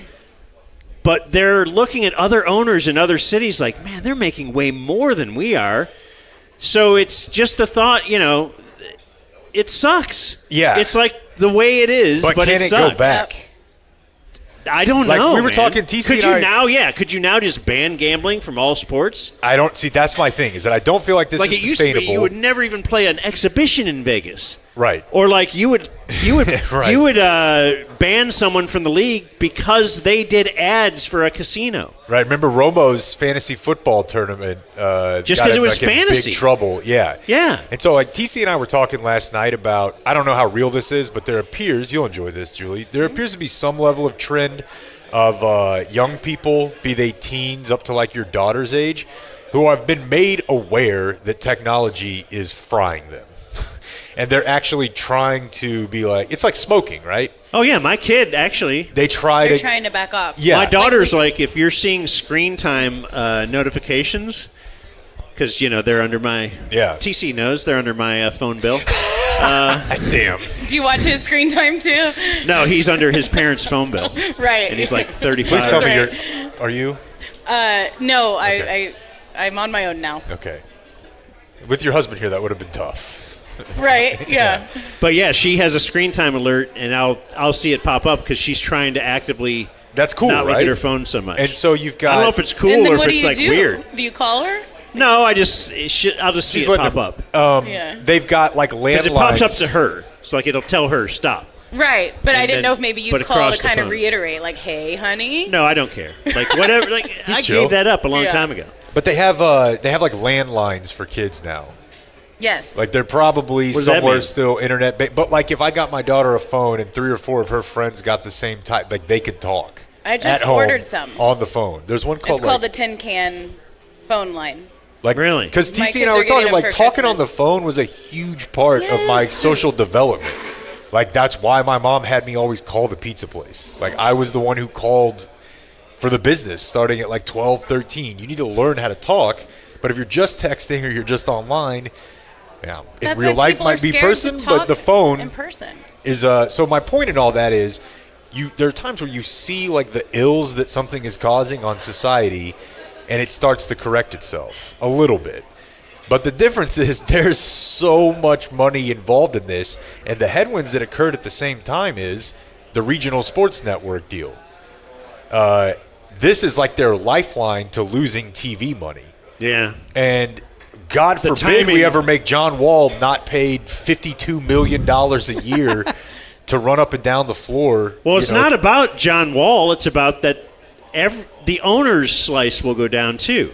Yeah. So if John Wall, I shouldn't focus on him, but if the NBA does. If all the NBA contracts were cut by 10% because of revenue share, that means that the owners are making 10% less, and they don't want that. Right. That won't be so, where the cut Adam comes. Silver is hired to make the owners money. And every time they get a TV deal, they're like, wow, you did it again, man. Keep that money coming in. So it's a weird, new normal. it's a sad state of, I guess, just the way it is. And it's, if you think about it, capitalism the same way, are you happy enough just to make money and to do well, or do you have to show quarter-by-quarter growth? Because if we just are flat, well, what does that mean? Death. That predicts bad things for us, possibly like in 10 or 15 years. Yeah. That things will be really bad, so bad that we might have to sell one of our properties. I just don't see any way where if kids are allowed to gamble like this there's no way my kid doesn't end up with a gambling problem. Oh, my son already has one. He's aware of wagers. Oh, with fantasy football and everything else. Yeah. One time, because Kelly, on his phone, you have to do the face whatever to get into the app or on the phone. And Ryder was doing fantasy football on it and couldn't get in. Kelly was asleep on the couch. Ryder went and stood over his head and did the face thing. Oh, wow. That's a smart kid. So he could go gamble. That's a smart kid. I would be proud of my kid. He's insanely smart, but it's terrible. The gambling gene is so present in this little boy. My whole goal in life is to keep him from being addicted to gambling because I know that's going to be his biggest challenge. I can already tell. At some point, we're just going to settle for porn because it doesn't cost. Yeah. Here he is, folks. Hey, Kevin. Oh, hi. From the Bennett Skin Show. This masked Kevin man is KT Turner has joined us here at Cane Rosso. Hello. Kevin KT Turner has dressed up. It's KT Mario. I like how I've the seen that buttons kind of costume look before. like boobs. It made me really happy that Julie thought that the guy with the mask was me. I did. Maybe a handful of years Why? ago. Because he looks hot? Yeah. Yeah. I've been staring at his shoes. I'm like, okay, this guy's injured. Has Kevin had an injury lately? I was about to put it on Instagram. Is this Kevin? It's beautiful. Turns out it's not. Mrs. Adelson looking pretty hot today. Hey, thanks. Nobody commented on my Star of David. Is it odd to have you walk in and see us having this serious conversation about the implications of gambling Societal across sports? ills. Yeah, I really wanted to weigh in on the horse thing because they're all jacked up with steroids, right? That's how it's corrupt, right? I think so, Part of the but reason. I don't think of it like it's rigged. I do think of it like, oh, this is dirty. Yeah. Whereas I don't think of the NBA or any other sport like that as dirty, even though I'm sure it probably is. I remember they tried that HBO show for a season. I think it had Michael Douglas in it before the cancer. Yeah. Yeah. And it didn't last, and it wasn't good. But that's how I wanted to learn about it, and then I decided I don't really care that much. HBO did a drama, right? Yeah. That's The horses kept dying. that's true. Yeah, that's true. The horses, the extras kept dying. Isn't it the case that back in the old days, the horse racing, any sport that would associate itself with gambling ended up being corrupted? Boxing. Yeah. Is my other big one. Boxing and horse racing were huge, but we also thought they were both very corrupt. Whether it's actually rigged or just something a little off. Thanks for coming. There's no real governing body over these things. Yeah. And so that's a big part of it. But if you read about, I'm reading a book about the Dallas Texans in the 50s, and my wife read King of Diamonds, I think that Blake read, right? The Dallas. Yeah. There's a lot of early NFL talk in there. It feels like it was only done for gambling. The NFL? Yeah, that early, or just pro football early on was nothing more than a way to run books, and it was just thugs. It wasn't I haven't really picked up on that when reading that, but I'm only halfway through it. It just feels like college football was so popular. It was the ticket's so popular, we got to open two other sports lifestyle stations in town. Hooters was so popular, we got to get a... No, that's no, I'm saying that's a compliment. Maybe I just like that Kevin we and I could are take. sitting here. No, that wasn't. No, I didn't take it that way. It's a compliment. I'm talking yes. about back in 2002 when they first got ESPN and whatever. And then we got the tilted kilt. Yeah. Hooters is popular, so now we get all these restaurants. You know, in fact, yeah. I remember meeting with guys from Twin Peaks in the early 2000s and them saying, they didn't care to start a restaurant. What they cared to do, they were just business guys. And they were like, yeah, we've done the study, and this is the one Men like boobs. piece market that is not oversaturated. Yeah. Right. There's pizza places. There's this and that, you know. We don't want to try to even compete against Cane Rosso. They're so good. Right. They don't even need would- the titties. There's no right. That's we their need tagline. boobs. Their They show tagline up, here. it's We just need a boobs bonus. to get you out of Cane Rosso because Cane Right. Rosso is the good food. What a business model. All right. Well, what's your plan? We did some NFL talk. I was hoping you'd be here for. Now you're. And I heard all that. I was shamed by that because we never discussed a set time. I just No. kind of said I'll skip Jake through. told me you'd be here at 11:30. Yeah, that was never agreed upon. Oh, I think okay. it's more like I was thinking about skipping by. I think I Typical men I think I communicating. figured if he's leaving in an hour from now that he would be here, but I didn't. Yeah. I didn't confirm. But he does have another job, right? He yeah, does. Are you still doing a thing on the Eagle? Yeah, 3:00. Big remote today. Oh. Big remote? Yeah, Where are we at? Pluckers, Dallas. Pluckers, Dallas. Let's stay here. Oh, you don't think I'm going to Pluckers, Dallas. I wasn't talking to you. I was talking to the audience. I live at Cane Rosso. But we are giving away a bunch of crap. Big costume thing too, because it's Halloween. I hear. Yeah. Are you going to good. be Mario there? I guess. Yeah. Yeah, You should borrow that guy's mask. it is good. It's Should, like should we get a reveal? Like, what is he? I don't know. It's just What's kind of the creeping me costume? out. it looks like the Dennis Reynolds blow-up doll. You want to give him a mic? Yeah, hold on to this. Yeah, Let's yeah, yeah. want to talk to him real It is quick? a seat I'm gonna right record in it. front of us. And It's kind of creepy. It's really amazing. creepy. hello, sir. Hold on a second. Yeah, he's working on it. Blake's quick. I think it's Go good now. for it. It's just a blurry mask. It's just, All right, say that again. it's just a blurry mask. It's just a blurry mask. Okay, it's pixelated. Yeah, there's nothing really more to it. Okay, looks like a little fire victim, perhaps. A Yeah. little burn unit. Yeah. All right. Yeah, I don't know. You don't often have somebody sitting right across from you. That, Just kind of staring at you. yeah. One of the great Dan jokes over the years, in my opinion, this is way back, and he might have not been the first to have issued it, but is that if he was going to rob a bank, he would rob a bank with a mask of himself.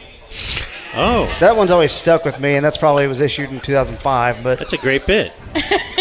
That was before you got stoked on Point Break, though. The idea was superseded. Yeah, this is our Halloween PLE. You're not having a PLE today, are you?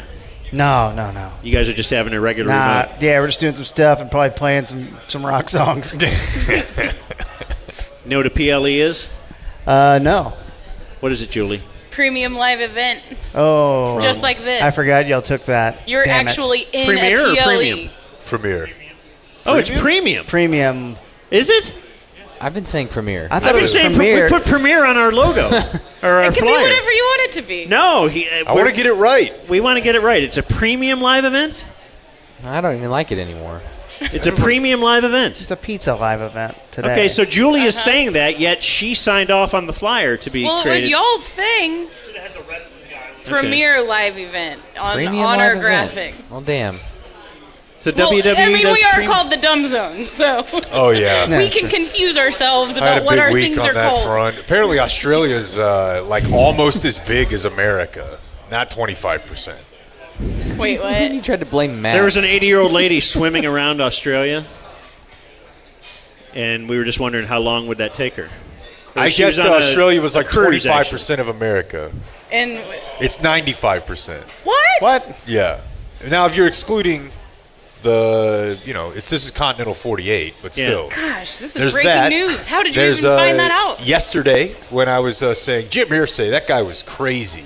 But his dad, Robert Irsay, he was the respected one in the NFL. And as I was saying that, I'm like, man, he must have been the one who moved him out of Baltimore in the dead of night. And he was, along with a number of other really weird allegations against him. So I've had a bad week on the accuracy. I thought Australia was like the size of Texas Motor Speedway. They modeled it after. Or at least Texas. Yeah. Yeah. All right, you want to take a break and get some pizza and then do some news and some picks? The Dumb Zone. 2-star installation package with a lifetime installation warranty. Rick Renner for Flooring Direct, slowing down traffic in a yellow jacket. Hey, no Chuck in the truck with his tailgate warranty. You know when he drives away? There goes your warranty. We don't do that at Flooring Direct. We give you a lifetime installation warranty. It's transferable. Call now. We bring the store to you. Our pros are the nicest. We've got the best prices at Flooring Direct.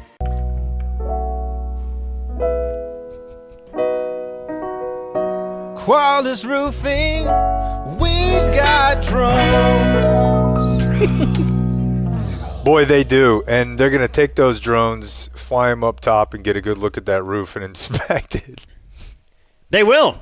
I never knew that until you told me last week. The whole lead up. I was last week years old when you told me that Quality Roofing has drones. But yes, apparently the insurance companies recommend you get your roof inspected twice a year.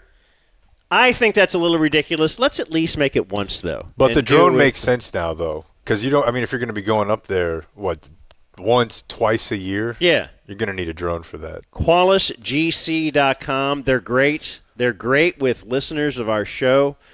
We've had, tons of people just come up to us and tell us how awesome the experience was with Qualis.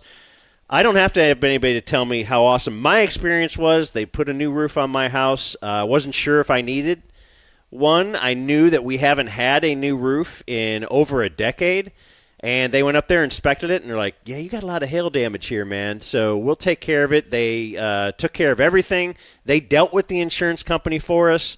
I didn't have to do all the calls on that end, and all we paid is the deductible. So Qualis Roofing. Go to QualisGC.com. Do they have a number? They do. The phone number is 817-500-9008. And all of those are interesting copy points. But there's one final one. That's where he was leading you guys in it. It doesn't matter. Quality Roofing, we've got drones. Magnificent. Okay, hear me out. AT&T Stadium, halftime. Cowboys fans going wild. Music hits, boom. 200 robot unicorns take the field to sort nacho cheese packets by expiration date. You spend money on this? I just spend money on this. I cashed out $400K in equity so that I could build them all personally, outfit them with animatronics, LED lights, and I got them fluent in Spanish. Why do they speak Spanish? Why would they not speak Spanish? It's a cultural thing. It's reach. It's just makes sense. So let me get this straight.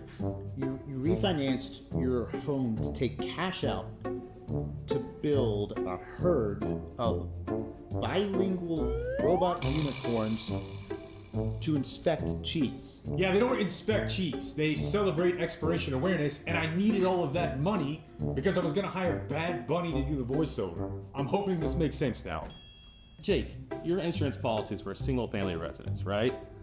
Not for mythical livestocks that also have pyrotechnics. I did mean to update it, but I got sidetracked teaching the robot unicorns choreography. Please. Bye. Okay. Please tell me to shut this down. I tried to. I sent the quote. He gave me a thumbs up emoji, and then sent a gif of a mythical creature, unicorns. I understood that to be legal acknowledgement. No. Not in my world. Was it blue ink? We'll fund it. We'll cover it. And if you dumb it up, well, we'll be here to fix it again.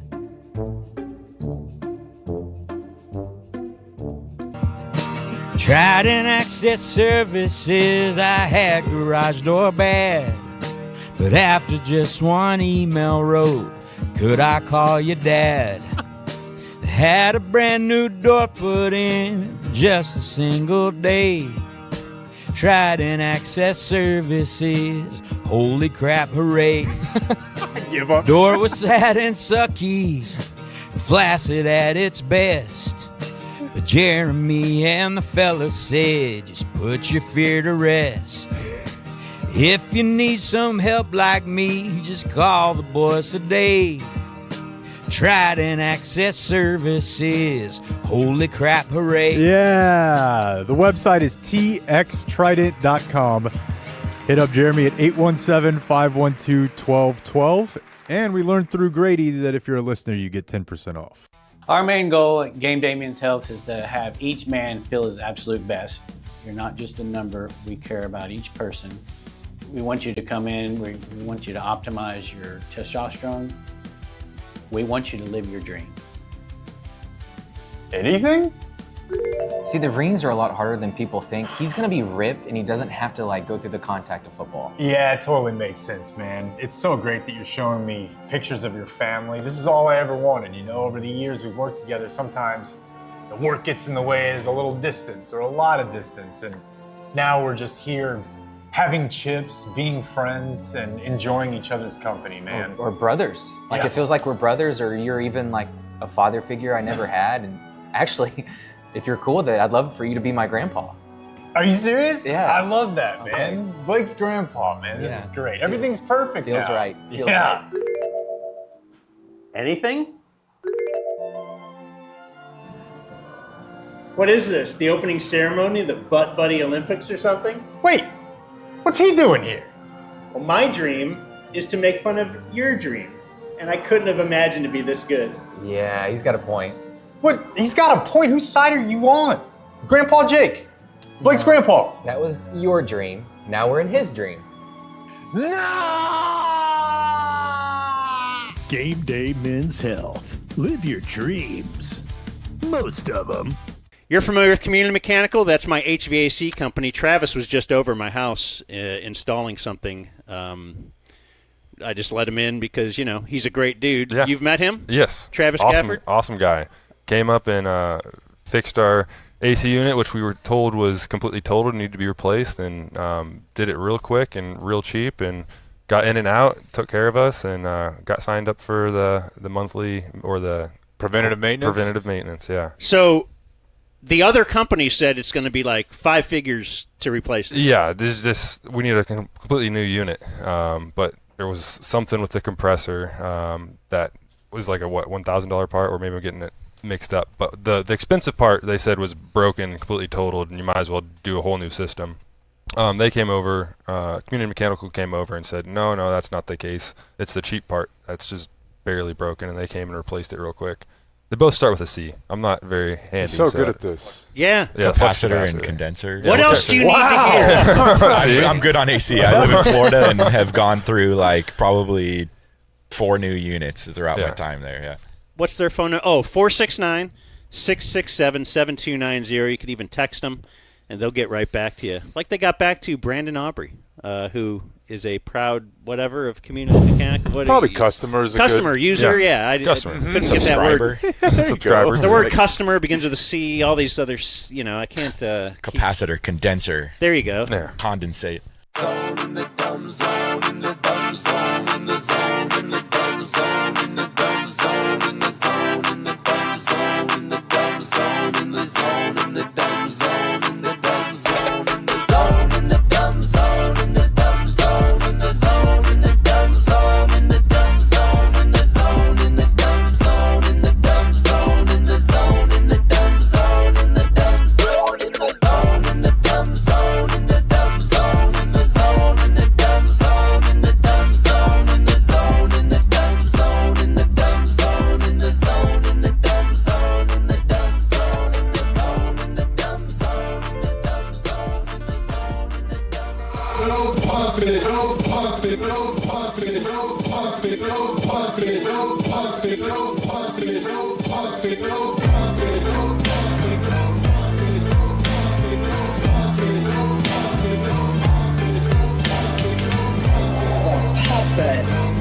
No pump it. The puppet. You're the puppet. No pump it. No pump it. The puppet. You're the puppet. No pump it. A puppet.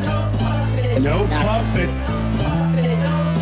A puppet. You're the puppet. The puppet. The puppet. No pump it. No pump it.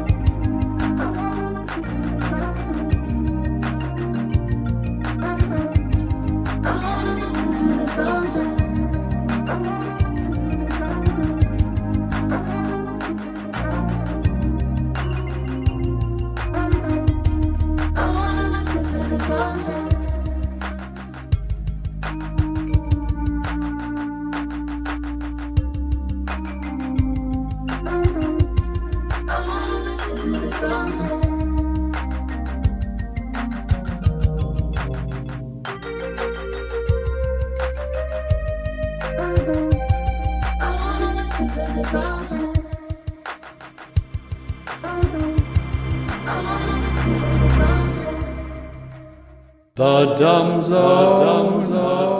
We talked about on the broadcast how you hate candy corn. What's your favorite Halloween Candy candy? corn. I mean, I completely hate candy corn. When I was a kid, well, gummy bears, let's see. Gummy bears for sure. Sour or regular? The Haribo. It's got to be the Haribo ones. And then the other thing I like is when they used to have the sprees in a box. Outstanding. You have to go to the dollar store to find it, but I do. And then the latest, there's still candy innovation, although a while back I found that Europe had better candy than we did overall because they have gummy everything. And then, they have those Nerds clusters, which is new. The gummy. Yeah, which is good. The Nerds clusters is good. And then if you go chocolate, probably Almond Joy. Thanks, Coach. All right, thank you.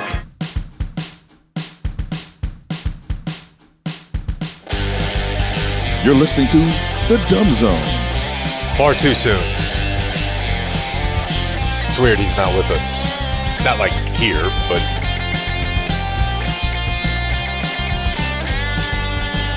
I agree. Strange one. Back to you. Anyway, Cane Rosso is awesome, man. Did you eat your whole pizza? No. I just had a couple slices. I ate the pizza. He decided to eat pizza that wasn't even his. That's a cool bit. Oh, you ate half of Blake's pizza? I had 2 slices. I He just saw a pizza and was like, yeah, I'll take some of that. TC. Apparently I wasn't supposed to eat off those.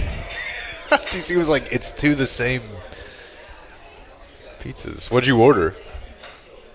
A honey bastard. Were there 2 of them? Yeah, me and Julie got the same thing. Okay. Oh, but he ate yours. What did you order? It's very similar. It's pepperoni and sausage. So it looked the same, but... Well, you Cane guys have Rosso. a real stick in your bums today. Who? Pizza. They brought us like 5 pizzas. I know, but we each ordered our individual pizza. Like, you don't want this. This is the plant-based sausage pizza. I don't care. I really don't. Sir, can Jake have some of your pizza too?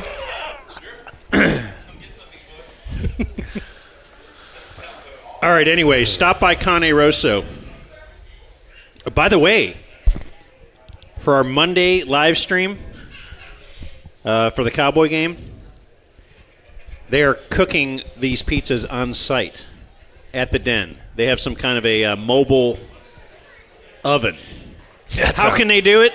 We don't know, folks.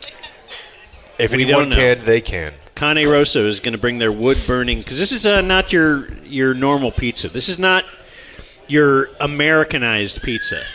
This is actual, like if you went to Italy, this is the stuff you'd be buying. That's the story of Cane Rosso. I don't know. I assume. Did you know that? Yeah, Jay went there. Jay did a Business Wednesday and talked about how... I heard some of that, Like yes. he was a regular business guy or something, and he went to Italy. And they had a bunch of restaurants. And they didn't have restaurants, but they had this awesome pizza, but it was way different than anything he'd ever had here before. And then he was a boy with a dream to bring that pizza to the DFW Metroplex. And here we are today. Well, They called it his little miracle. I am J.K. Dobbins. No, you has got to let the brought J.K. Dobbins pizza. thing go. He's just every 10 minutes. J.K. Dobbins. A dead little baby in waiting. I love that he's on my fantasy team. I just stare at it and think of Gus Johnson. I want to know this gentleman back here with the cowboy hat. Can I guess?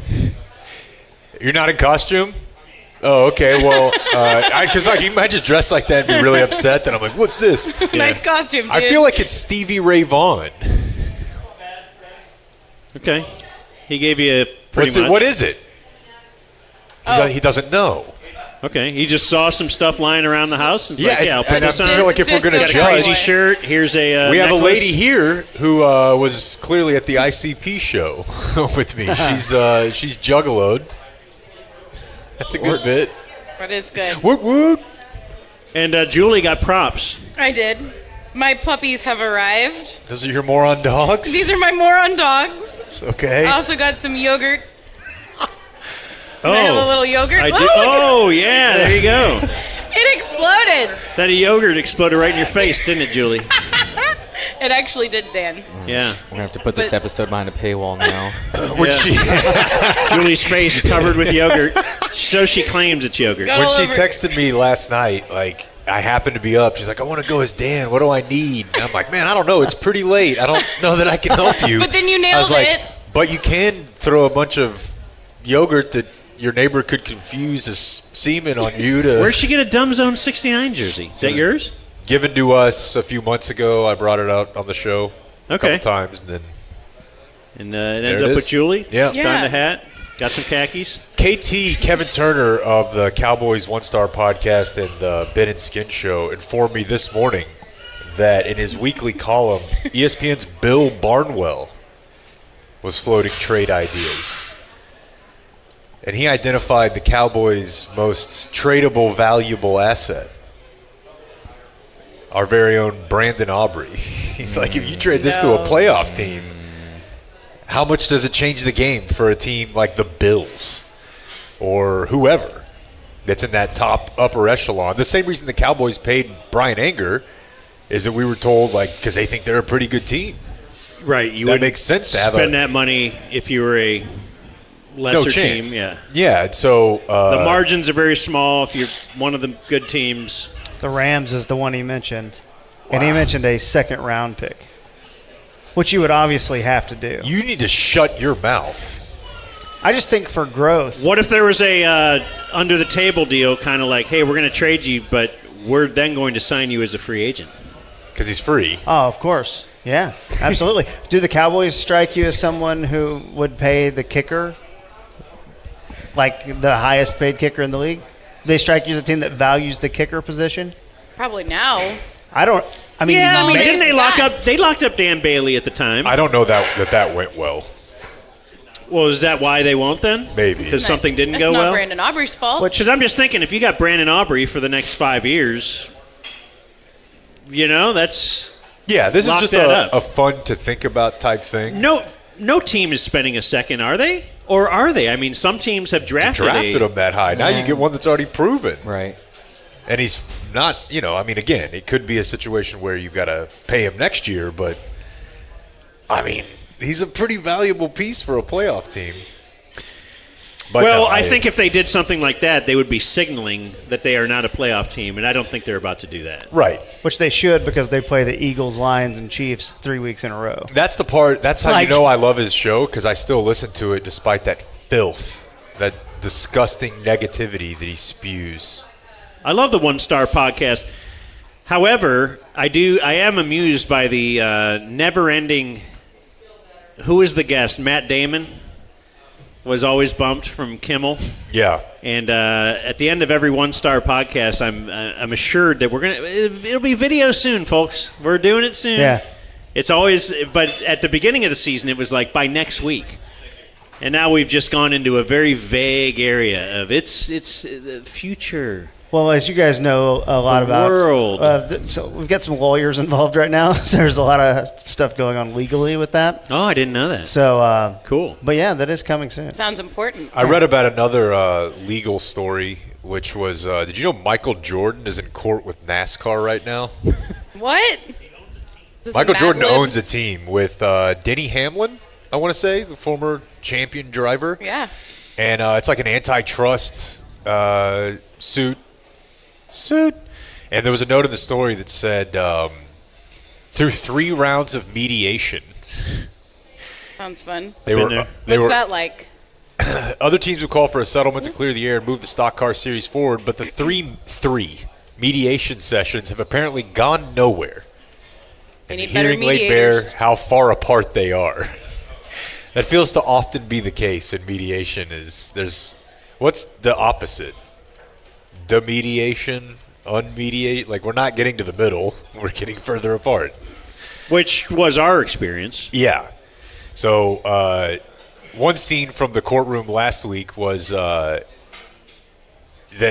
Jordan was just laughing at disbelief at some of the testimony from NASCAR's side. Like, Jordan is saying these teams are the entity of NASCAR. It's not sharing revenue properly with its teams. Oh, okay. Like, they're making a lot of money, and they're not sharing it with the teams who actually create the value. I don't know. It's a legal wrangling mess, but that's what Michael Jordan's up to. Dude, did you see the his take on load management. Oh. He sat down because NBC paid him a bunch of money to sit down with Tirico, and we're going to roll out this interview. That appears to be one interview. Oh, it is. They're just going to run all year. So he spent 2 hours with them, and we're just getting 5 minutes a week? It's the same clothes. And the topic last week was load management. And I'm like, I don't know if I want to hear that from you right now, the guy who couldn't be bothered to do more than one interview. Well, it's very weird. But wasn't it famously during the day? His bit was, there might be a kid that's come to this game. Hell, he did that. And did he pull that out? That's why I'm going to show up reeking of gin and still and then destroy. The kid doesn't know. Sure. Right. That's true. Is that true? Yeah, I mean, a kid's not going to be like, you smell like gin. Right away. The kid just wants to see him. Was he just going at it? You smell like my dad. Ruining the league. Certainly he did the old man. Oh, yeah, absolutely. And what's great about it is Tirico's in a chair that's about 3 times bigger than him. It's swallowing him. Dude, he can't get out of it. It's crazy. His feet don't touch the floor. It's amazing. It looks like a little kid. It is nuts. And I just talking to Michael Jordan. It's working though, because next Tuesday I can't You'll be wait there. to hear Yeah, the I watched minute and a half clip from this interview that they're going to play. Is there anywhere where they're all compiled thus far? No, because they're rolling them out. Like next week, the two we're talking about Gaza. That's what I mean. Is there somewhere I can They're find? not going to do Gaza. I think he's got some takes. It's like the new O.J. Simpson on Twitter. Yes, on Twitter. Do a little round the horn. Yeah, just here's take on whatever. Shutdown. Anyway. All right. Government shutdown. Here's Jay with the Dumb Zone News. Well, it appears that this week's version of all the news about your football team ain't been good news is just going to focus on Salina High School. At first I thought Blake was dressed as the guy who arrested the junior high coach. Let me see your hands. Oh, no, don't arrest me. Is he wearing boots? Is Blake wearing boots? Is he Lieutenant Dangle? Yeah. Are you new boot goofing? He's got little hot pants How great on. is his mustache? Perfect. Like he doesn't need the cop outfit to look like a cop is the thing. He also has cop energy. Yeah. On my ass that I ate the wrong piece of hear any pizza shit. with 7 free pizzas that are mostly the same. He doesn't have time. We all ordered our Those own. were my He pieces of does pizza. have cop energy. That's Big time. Barlow makes the them best great, thing but I've heard in a while. Blake, that means we love you. You know, there's a school zone back there. So I'm not exactly sure a proper analogy for this, but another teacher in Salina ISD was arrested yesterday. So you see that story. Actually, this might have been this morning. Man teacher or lady teacher? So this is a lady teacher. And you see the headline, and you're immediately led to believe that it's part of the story. Yeah. Right? Yeah, Was she everyone's coming involved? forward. Was she also covering up? Did she know about this and tell a lie? Or did she just come to work as a junior high teacher super hammered? Oh, is that what happened? The latter. And since I knew you'd be interested, ask if you were interested in the story, here's the photo on our screen for you here. That definitely appears to be a photo of a still drunk woman. I know that puffy face anywhere. Yeah. A full year like that, so I feel you. She's ready to party. But I know that. This is like completely unrelated to the pedo story. Okay. It's just they So are can we trying put to- second teacher in Salina arrested amid scandal. Right. What'd she do? But is this like they're trying to throw the scent off here? Ooh, yeah, that's an interesting play. Like the legendary head coach of the high school team She's just a pawn. took her out drinking. Yeah. And then dropped her off at work the next morning. Maybe. Knowing what would happen. You know, that's a lot of strategy, but this is what happens when small towns get big. Because these small town things that you think that you can get away with, not anymore. There's too many people in that town now. That's a real thing. I mean, How's Olney? Too big? It stayed Still small. Yeah. Okay. But your Alvarado, your Salina. They what beat else out us west? in the playoffs every Aledo. year. You know, we were a small 2A school. Salina used to beat us every year, and they're not close to being a 2A school anymore. Salina used to be a field. Oh, yeah. Not too long ago. It's because Ben Rogers is always tooting its horn. I think they got out of there and moved it to Frisco just in time. Oh, really? Yeah. They moved Salina to Frisco. Well, they moved the brewery to Frisco. But he so- lives in Salina, right? I think Prosper, Salina. I don't know. It's all the same. To I was me. laughing reading this story about the drunk junior high teacher because this is an extreme case if it's getting you arrested. But my wife was telling me, I don't know if you experienced this, Julie, but they'll host like book club or like other mom's night type stuff, right? Like we had book club at my house recently. They'll invite a couple moms who are teachers at the elementary school. Like they teach, they have young kids, but they also teach like at the 5th grade level or maybe at the junior high at the 6th grade level. I know the moms that do that. So I'm not one of these them. events take place typically on weeknights. Everyone has way too much going on the weekend to put book club on the weekend, right? Right. It's a Wednesday night kind So of they thing. put it on Wednesday or Thursday. Yeah. And in my opinion, solely because of performative and keeping up appearance, the teachers won't go to those. Because if they think that we're going to think, if they're having a few glasses of wine during the week, that they're terrible stewards of the students and that they're bad. Favoritism. It's like Herbie not picking the game he's doing. Yeah, it's like, come on, dude. We know what we know where your interest is. And like, that sucks. Because they definitely will just have a few glasses of wine at home or at a dinner without other parents, but they just don't want to be seen as like giving the, the appearance. Because they of that. remember Romo and Cabo. They know. Yeah, but you got to think, like, do you think kids ever knew? Like, did you ever, I never knew what my teachers were doing once we left. That's why it was shocking when you'd see one in the wild working at, my 5th grade teacher was working at the pizza shop on a Friday night. It was like, whoa. Mind blown. Yeah. But not when I was in 5th grade. I didn't see him doing that until I was in high school. And I realized, man, I just thought he loved hanging out with the kids and wanted to be a part of things because that was the place you went after the football game. Turned out he probably didn't make a lot of money. Turns out. Because they were paying it all to Kevin Durant. Story out of Dallas. And I'm surprised this doesn't happen more often, but a DoorDash driver was shot. He works overnight shifts. Oh. And primarily, just does the overnight deliveries.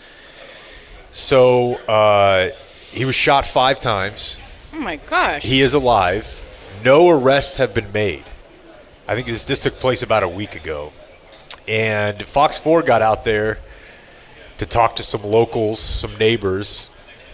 And we get Sean Rabb on the case? This is not Sean Rabb. Neighbors told Fox 4 earlier this week they heard gunshots and came outside to help. I seen somebody leaning on their car, yelled at him, "Hey, are you all right?" And he was like, "I've been shot 5 times." He was saying, "I'm a DoorDash driver. The house he was in front of, they were also saying, "Hey, we were just waiting on our DoorDash." Oh, dear.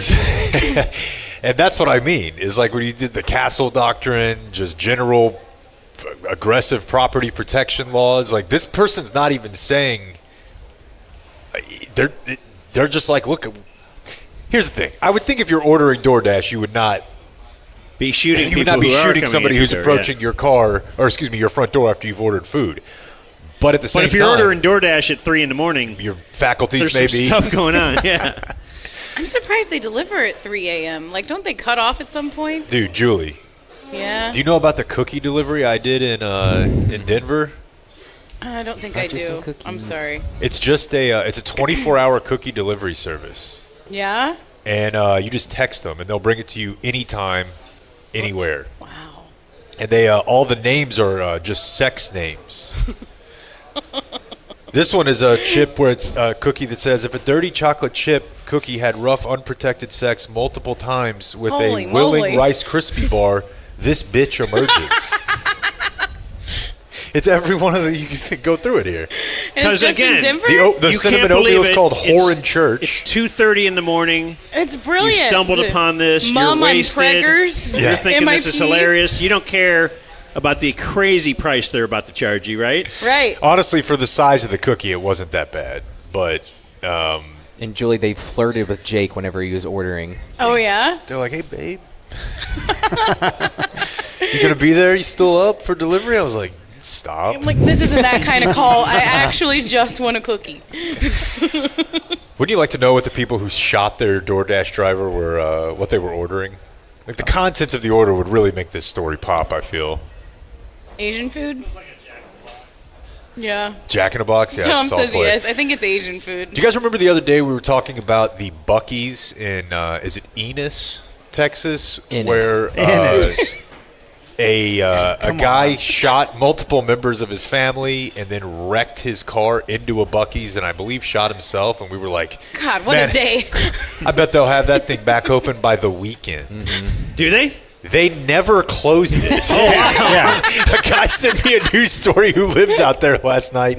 They just were like, all right, it's stuff happens. Yeah. Step over the dead body. They got a bottom Go line. get your beaver nuggets. Got to move on. This is a cheery place, and we're not going to have this suicidal murderer. Here at Buc-ee's, we will not let them win. They're like, we were 10,000 short of where we were on this date last year. We got some more selling to do.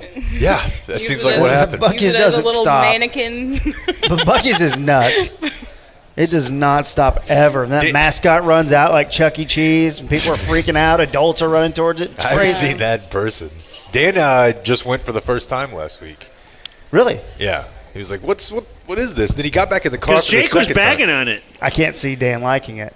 Oh, it's clean bathrooms. Oh, yeah, So that that's all part. he- Yeah, absolutely. I was just bagging Oh my God, on like the cleanest. The cleanest. Typically, I would rather go to a Buc-ee's bathroom than my house. Typically, it's Well, yeah. it's just too crowded. Yeah. Especially if you have It's kids, always like there's just crowded. no point in trying to stop there. Especially like on the weekend, I feel like The one we went to, wasn't bad. there and back, we went to the same one, right? Or Was at it? least Yeah. it felt like the same one. Did they all look exactly was the same same? one. Yeah, pretty much. Okay. Yeah, no, I But thought yeah, it was great. Loved it. They could use a better fish selection.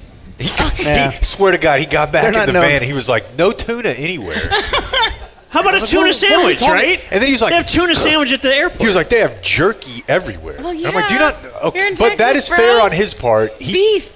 Buc-ee's is just a Not Walmarted tuna. version of like the smokehouse, But- where you get. He was like, they also had a bunch of nuts, and I was like, Yeah. that is weird if you don't know why. The warm nuts and the cone, or did you like? I saw the cone nuts. Yeah. But just even hanging on the wall. Yeah. But just they had like 100 different types of jerky. Mm-hmm. You know, teriyaki, beef, and then 98 others. But Okay. I have seen in the wild salmon jerky, and I'm like, oh, okay. Yeah. If anyone has salmon jerky, it's going to be the largest jerky selection I've ever seen in my life. Yeah. And they did not. He forgot he was in Texas. Yeah, it's not Canada. Sounds disgusting. Yeah, where you get cod jerky. up Salmon in- jerky? I've actually had it. It's not bad. I thought it was very I good. bought Yeah, some good- and how about just a nice tuna sandwich, something that is not red meat, and At the they wrong called me place. They curbed him. They They called took him me a outside. British cigarette. Yeah. They actually had the mascot stomp on his face in the Yeah. parking lot. Mascot had a big mouth stand up. I don't know why this came up on the show the other day, but Mr. Pibb is coming back. Hell yeah. It That's went away. I didn't Yeah. know he was gone. We had Pib Extra. We did have Pibb Extra Isn't that in 2001. Coke's answer to Dr. Pepper, or the other way around? Like Yes. Pepsi owns one of them, right? Pepsi owns Dr. Pepper. I don't think Who? Oh, Yeah. Pepsi and Coke aren't involved with No, Dr. Pepper. Pepsi is like Mountain Dew, it's Taco Bell. Well, either Yum Pepsi Brand. or Coke invented Mr. Pibb, right? Yeah, Coke. Coke. Okay. Yeah, so that's what I do think it's the response to that. But so they're re-releasing it, but they're adding almost double the caffeine amount. Oh my gosh. So you're on board? This is what I'm talking. This is what I Jake need. wouldn't drink a Coke the other day. Really? He Why? wanted an energy drink, and I said, well, get a Pepsi, get a Coke. He's like, "Pfft, No. Give me an Alani. it's nothing. There we go. That witch's brew. Alani's insane. I know. What are you guys talking about? The thing. The This is energy just an drink that he energy drink. shotgunned. It was an accident, but yes. So you want to be actively, like, you want your hand to shake? Like after you drink it? No, wants I to think feel something. I think again the big. Just to this is finally all feel like something. this is all big coffee's bullshit. An energy drink has about the same caffeine as 2 cups of maybe not your coffee, but regular coffee. Definitely not Dan's coffee. Yeah. Get off of me. Dude, Why it's are you sad. yelling at me? It's sad. The We thing were at a about 7-Eleven at 3:45 in the morning, and I'm he's like, oh, I'm carrying like- his 2 cups of the at weakest least coffee when you could make. Dan gets back in, everything will smell nice like new coffee. But his coffee doesn't even smell like coffee. It just smells like water. Did you watch me build it? Yeah. Okay. Me and the 7-Eleven clerk were just wondering what you were doing. So he was watching, and he still charged me for 2? Because I fill up each one with water. Yeah. Half water and half coffee. Why? Because it's so strong. I'm a very weak coffee guy. What is going on? What has happened to you? I know. So usually, if we're close to our Airbnb, I just go buy 1 cup of coffee, and I come back home, and I'll pour half of it, mix it with water and a little cream. So you think and I have another one. So I just buy 1 coffee. Maybe you're but not if I the go one there, to judge a normal person's caffeine intake. I'm not saying mine's not high, but yours might be low for like a coffee drinker. Different He ends looks of the like spectrum. a defeated clown right now. Blake told me a couple months ago that he was at like, you don't have to say the number if you don't want, but it was a lot more than I've ever been regularly consuming. Yeah. Well, your energy drink? An energy drink is my like caffeine, and it's it's because I'm a member of the Chug Club at my local of convenience course you store. are. Yeah. Congratulations. And so I could take a 40-ounce Yeti in there and just pour straight cold brew in there for free. And I would pay. Now that is about the So equivalent because you of, do. 3 energy drinks. Well, no, now I can't. Yeah, you can't on medical advice. Right. You had to go see the doctor. I was like, why is my heart fluttering all the time? They're like, are you in the Chug Club? He's a Chug Club candidate. I have narcolepsy, so like I have to have a bunch of caffeine. So cold brews, you're right. And then I've since discovered matcha apparently has way more matcha tea than but matcha is very expensive. So I bought a matcha maker. God bless. Boy, radio that does still radio pay, money don't must they? be nice. My God, a matcha maker. Yeah, because it's like it's really nice and it works great and it gives me the what I need. I could fall asleep in a second, so like I have to have it. It's very cool. Otherwise, I don't need to be driving. So like I kind of have to be. My heart's got to be palpitating, and that's why I will live to 51. can you fall asleep like while driving? Can I? Yeah. Have you? I have, but I'm medicated to an extent now. So yeah, it's not going to happen. And I just won't drive if I know I'm not ready. Have you fallen asleep on the air? No, not on the air. No, He's had many strokes on the air. I had a lot of joke strokes. Yeah. Like when he told, do y'all know about this? Not to derail, but Which one? When Kevin tells a joke that he thinks is particularly funny, He loses it. He has a little mini stroke. Yeah, And I've I seen didn't this. know about this, and we're doing morning radio, and I'm like stopped down. I'm like, what just happened to you? Are you alive? Like I'm calling 911. Like, Right. yeah. You know he has a medical condition already. Kavanaugh it's all did know true. about it, and he's like, "Way to go, Julie." I don't understand what you mean by a mini stroke. So like it's the disease jub. is called. It's a side effect of narcolepsy. It's called cataplexy, and basically any sudden trigger of emotion, You just be a dick to someone. I could just like pass out for like very quickly. I'm still here. Like my head can still process what I'm doing, but I can't control my body. It's just like my a quick- mouth kind of fades away, Yeah. and I basically have a little mini stroke. Yeah. Does that ever happen at climax? It hasn't then, but it has for some He people. said like- intense emotional I moment. know. it's I was kind of wondering. It's legitimately like that is one of them, but that hasn't happened to me. That has not happened to me, You but don't go that also hard. I can't get hard. So GameDay.dumbzone.com. Have you been to game day? no, I haven't yet. We're gonna get going there now. Next week, maybe I got an appointment set up. There you go. I don't know. Is that good enough for you guys? Tell them the Dumb Zone sent you. If I see someone unexpectedly that I haven't seen, like somewhere you're not expecting, if I ran into Dan at the store, Mhm. okay, at the grocery store, his wife's out, so he decided to go to the store on his night off. I would probably have a little joke. Was that Dan? And I would like for a second, and then I would snap out of it. It's crazy when it happens on the radio though, because it also sucks because if you do think you've got a real good zinger, Yeah. you give up. Can't bring it home. You give it up before you nail it. Because you can see the And stroke everyone else coming can see on. it. Oh, we saw You're it. like, oh, he's about to have a stroke. He thinks he's got a good one. And then, which happens to me, like, what if it's not funny? Then Yeah, even worse. Yeah, he thought that was good. He thought that was going to be a good idea. I'm just saying, someone should have warned me. It And sucks. Our final story, we as parts of the Rupert Murdoch, Fox 4, My 27 family just want to wish Hannah Battah a happy last day on the air. We'll see you at the crossroads. Oh yeah, I need info, just like the Trayvon thing. Yeah. Just got a little pretty vague Too mysterious. on why she's leaving. Women owe us a effing answer. Seems like she What has a they're good doing with gig. their Why would you lives. just leave? I'm sure she got a bigger gig. If it's not New She's York, not saying that, Not though. saying that. Well, she Is can't she yet. violating her non-compete here? She will, like, probably tomorrow. Gosh, it looks like. yeah. If it's not New York, It Chicago, looks like or she's LA, dead, right? what are we doing? I see Julie stopped, but on Fox 4's website they wrote in cursive, "Goodbye, Hannah," and it very much is only missing the dates. Yeah. Like, We barely knew you. yeah, God, they rolled out more for her than Evan Andrews when he put in his retirement. I know. And Evan was a G. Yeah. She's great, though. I bet she's, like, going to be on GMA or something.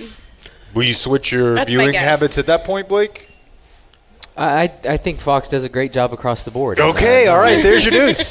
There's your news. Is she your favorite? As the Dumb Zone may not have HR, No, you know, but she they was, do. She was so popular. She was like the kid. It's like, yeah, my That was a favorite good basketball news. player is Michael Jordan. Right, you need a She different was player. too much of a layup. That's how you get into Draymond, Page. No. What do you mean, no? Draymond's a Hall of Fame player. Yeah, Paige. No. Would we like to do football stuff now? Yeah, Jared's here. Oh, Jared's here. We'll bring him on over. Sitting over there? Chappy's Gosh, in here. everybody's here. They're all just here. pull up a chair, throw up Do a. you want my spot? I can go grab drink. a mic. You can go drink. You'll do that. Yeah, come sit with me. She's come sit capitulating here, to- not with me. Time for football talk. Hi, Jared. Chappy's Lock of the Week is Holy coming up. moly. Jared Sandler also does quite a bit of research. First, he has to get a little handsy with Julie, as one will. I get it. You see me on TV? You see Chappy? Pre or post game? Oh my God, Dad! What are you doing? He looks like Baby And Billy. also joining us is Chappy, Yo, what's up, Shotty? live from his palatial estate. And he is dressed up. He has a blonde wig. He has sunglasses. He's playing his guitar. And he doesn't have his audio on, though. Oh, we need to fix it. Oh, there you go. I can hear you. I can hear you talk. Yeah, I think it's just the I guess I just couldn't hear the guitar. Git fiddle's not plugged in. Yeah, it's just an Ibanez unplugged. Nobody I've has. already shredded. Nobody has. So You been jamming with the neighborhood guys? I jammed my finger 2 days ago. Dan, I had it in the wrong spot, but see, right there, that's a Hawaiian. Nobody cares about the pickups of this Ibanez. Stop doing that. Oh, Lord, right there, bro. Bro. How many guitars? How many electric guitars do you own? I got one electric and 3 acoustic standards. Okay. Yeah. Where- It's all. Where can we see your band? Most of them go to bed about 5 in the afternoon, Dan, but I'll see what I can do. You jamming with the buddies in the neighborhood? Like, do you go Yeah, I jam do. in your garage or a neighbor's garage? No, I go to another garage. I may be the youngest one there, but yeah. You go to where the drums are. Yeah, you got to have the drums and the bass. That's the whole line. All right. So, got to have those two. You can't play. And what is Chappy's Halloween plans? What do you do for Halloween? Well, we got a get together tonight, actually, down the street. It'd be weird if it were tomorrow. Actually, yeah, I guess it would. What is today? Today Halloween? Yeah, no. They're having a big chili cook-off down the street in the neighborhood. Everybody here is useless. They don't work, so they all drift down there about 5 o'clock. And they're going to have cornbread and see who's got the best chili and, just hang around. Is that something that are you cooking for that? No. Or you just eating? You had your options. So see how I played this, Dan, is you could either bring your own chili or you could bring $5, which is the same as bringing your own chili, and then you try everybody else's. Well, I started looking at it, and then there's more than $5 ingredients in chili. So I'll just spend my $5 and go eat until my tummy bugs. Yeah, I mean, that's he a ain't cooking anything. So make the financial decision. But at the end of the day, what I'm really going to do is I got a Gorilla cart, one of those ones from Costco, one of those Gorilla carts. I'm going to take all my Tupperware and whatnot down there. Yeah, there's the move. So I should easily clear more than $5 out of the deal. What are you dressed as? What is this outfit? It's just kind of a 80s. It needed to be a little bit longer to throw down maybe I don't know. He doesn't know. Looks like Teen Yeah, Just. sure it is. It's the starting kit of Eddie Van Halen. It's just. I'll just play on my shelf. Goddamn changes. Well, what are you, son? Let me. I mean, I'm the owner of the Mavs. Kind of looks like you every day. I don't. Really Jake is Miriam Adelson. And I have a Star of David necklace here, which I was given approval for by one of our guests here today. So I am in the clear on that. You're one Jewish friend. Yeah, frankly. Well, yeah. Yeah, when you think about it. All right, well, and you're not going to Did you spend play any last time with night, your UTSA Tulane? I didn't know. Not going to spend any time with your grandkids on Halloween here? No, probably not tonight. But they don't want to know far like me around tonight. But I'll catch up with them tomorrow. They got soccer and whatnot. So. Oh yeah, are you going to all the soccer games this weekend? I may hit 2 of the 3. I mean, it's a triple header between Saturday, Sunday, and Monday. Which, I'm going to probably hit 1 for sure, maybe 2. Well, why don't you text me if you're going to one? I want to go to a game, and if you're there too. All right. Well, I know we got one tomorrow at 9, and then there's one I think Sunday afternoon. 9. Oh, 9. Okay, 9 I could do. Yeah. Yeah. Well, I'll text you on which one I'm going to. Yeah, because Jake says you will stand far away from all the other people, and that's what I want to do. Yeah, that's a classic move of mine. But actually, I bring my dogs, and I just try to follow protocol. They say that dogs aren't allowed inside the gate. Right. See, what he does here, you bring the dog, so you're like, I can't go over there. I have this dog. Okay, so I'm not allowed to stand where all. Can you call your own move a classic move? He did. Yeah. Okay. I told you guys I was great at dressing up for Halloween. Yeah. But I don't miss out because I'm 10 feet from the action. And We have to talk about that before tomorrow too. You and a couple other. You can't be yelling at the other team like that from back there. I got an email from the league about it.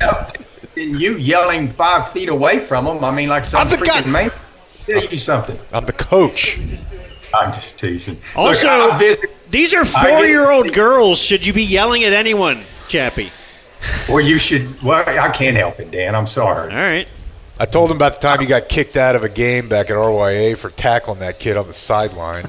That is definitely a true story. Thought he was about to go with classic. Yeah, Wait, what happened? You don't get arrested for that? No, it was like first of all, it was like 1994. Yeah, not back But then. a kid he was running the ball out of bounds, and my dad was on the sideline as a fan in a suit. And as the kid kind of came over, he didn't hold him up. He kind of rode him to the ground. The kid was going to fall either way, but he didn't help. That's not the end of the story, though. Don't go any. What really matters worse is I told him you suck. And went back over to their sidelines, and I can see the coaches and the ref pointing all the way across the field at me. And he's gone. And no. I'm staying there. My heart is beating like it's going to just jump out of my chest. And I'm like, dude, I got nowhere to go with this. So here they come. And they come walking across the field. And Jake clearly heard what I said. Jake's only in, the 5th grade, 7th grade. And I'm like, dude, man. So direct question, what did you say to him? And I said, nice tackle. He goes, that's not what they said. I said, well, I can't help it. Nice tackle, good athletic play. And they knew I was lying. I knew I was lying. They turned around and walked off. It took 3 years for me not to hear about that. Yeah, it was a thing. You tackled a 5th grader. Tackled is a little much. It's more the kid was going to the ground and he didn't help him not go to the ground. And then you told him that he sucked. Can I offer that this kid was 2 years older than all of us, was a huge asshole. He was like did he have pride? Like, he was a bad kid. But I still don't condone this. I condemn it. But The strongest. The true play was Joe was playing quarterback, surprise. He was on a rollout. They only have 2 plays football, 19 and 18 roll. So he's motoring. But somewhere out of nowhere, this must have been a nickel back. What are your picks? Playing a package. Here he comes. I don't shove him down. I just helped him down. And then informed him that he sucked. That he's not a good human. What are your picks? Did you do a crotch chop? Good story. In 94, you could kill people and get away with it, though. So keep Talib's brothers smaller town. There was All no right. HR. It is time to do picks. Jared, unless Jared has a little league story he wants to share. We're good. Okay. Let's get Talk to the about picks. that sack bunt that happened that Is this one thing time. ending tonight? Let's talk Mike Maddox. Oh, I can't comment. Probably not good for me to comment on a baseball game 5 seconds after we're talking about gambling. So ask me at the end. Maybe ask me later gambling today. Front. We were just laughing I know, yesterday but- about all the hey, the Dodgers broke baseball. And then 48 hours later, it's like, this team is screwed. They're going to blow it up. Right. It's like, I don't know. But Chill. obviously it's a small sample size to say either one of those things, right? True. But it's kind of the absurdity of making a 162-game season down to a best-of-7 series. Right. What do you think of that, Jared? Should we lengthen these playoffs, make them more of like 100 games? I do think the first. No. 100. Don't ruin your computer. I do think the first couple. Boys, I know you're tired after the regular season. First but of we've 51. And then report to spring training in 2 weeks. Dude, Right. yeah. That's like a 2-year season. Every season is There's a team down 21-0, and they're like, season hadn't started yet. Hadn't had a home. I do think it's flawed that you play 162 games and then you could be out in 2 games. Did you think that was flawed like 3 years ago? Yeah, I never liked it. I didn't like the one game The playoff fact that thing. you won the World Series. Sure, yeah, I didn't love the setup then. But I am okay with expanding the playoffs because I think it sucks when you play 162 games and your team's out on May 1st, and now you got to sit through 5 months knowing that your team's not playing for anything. So the expanded playoffs opens that up for a number of fan bases. I just don't like the format. But the problem is not the playoffs. The problem is 162 games. That is the issue, and it's just not going to be fixed ever. How about let's just make it the metric sports system. You get 100 games for baseball. We get 50 for football, or hockey and basketball, and 25 for football. That's where they're heading anyway, right? Yeah, I don't know. At some point, Well, we the can't body's have gonna expanded break. playoffs then, yeah. But the baseball idea is not bad, though, because the money's in the playoffs anyway. So if they were to make the regular season shorter. Well, local gate, all that kind of stuff. Yeah, owners probably aren't a big. gonna- No, I didn't think of that. You're an owner. I know. I'm not going to do the accent next to you. All right, well, let's look at football games for the weekend. Chappy's Lock of the Week is what we will end with. But we can start with the Cowboys hosting the Cardinals on Monday night, where there will be a live stream where Cane Rosso will have a wood-burning oven out at my house to provide us with some pizza. And the Cowboys are favored by 2.5. Let's start with Chappy. Okie dokie. Well, I took a look at the Cowboys. Sorry for the barking in the background. When the Cowboys are at home, which has been 3 games, they've scored 124 points.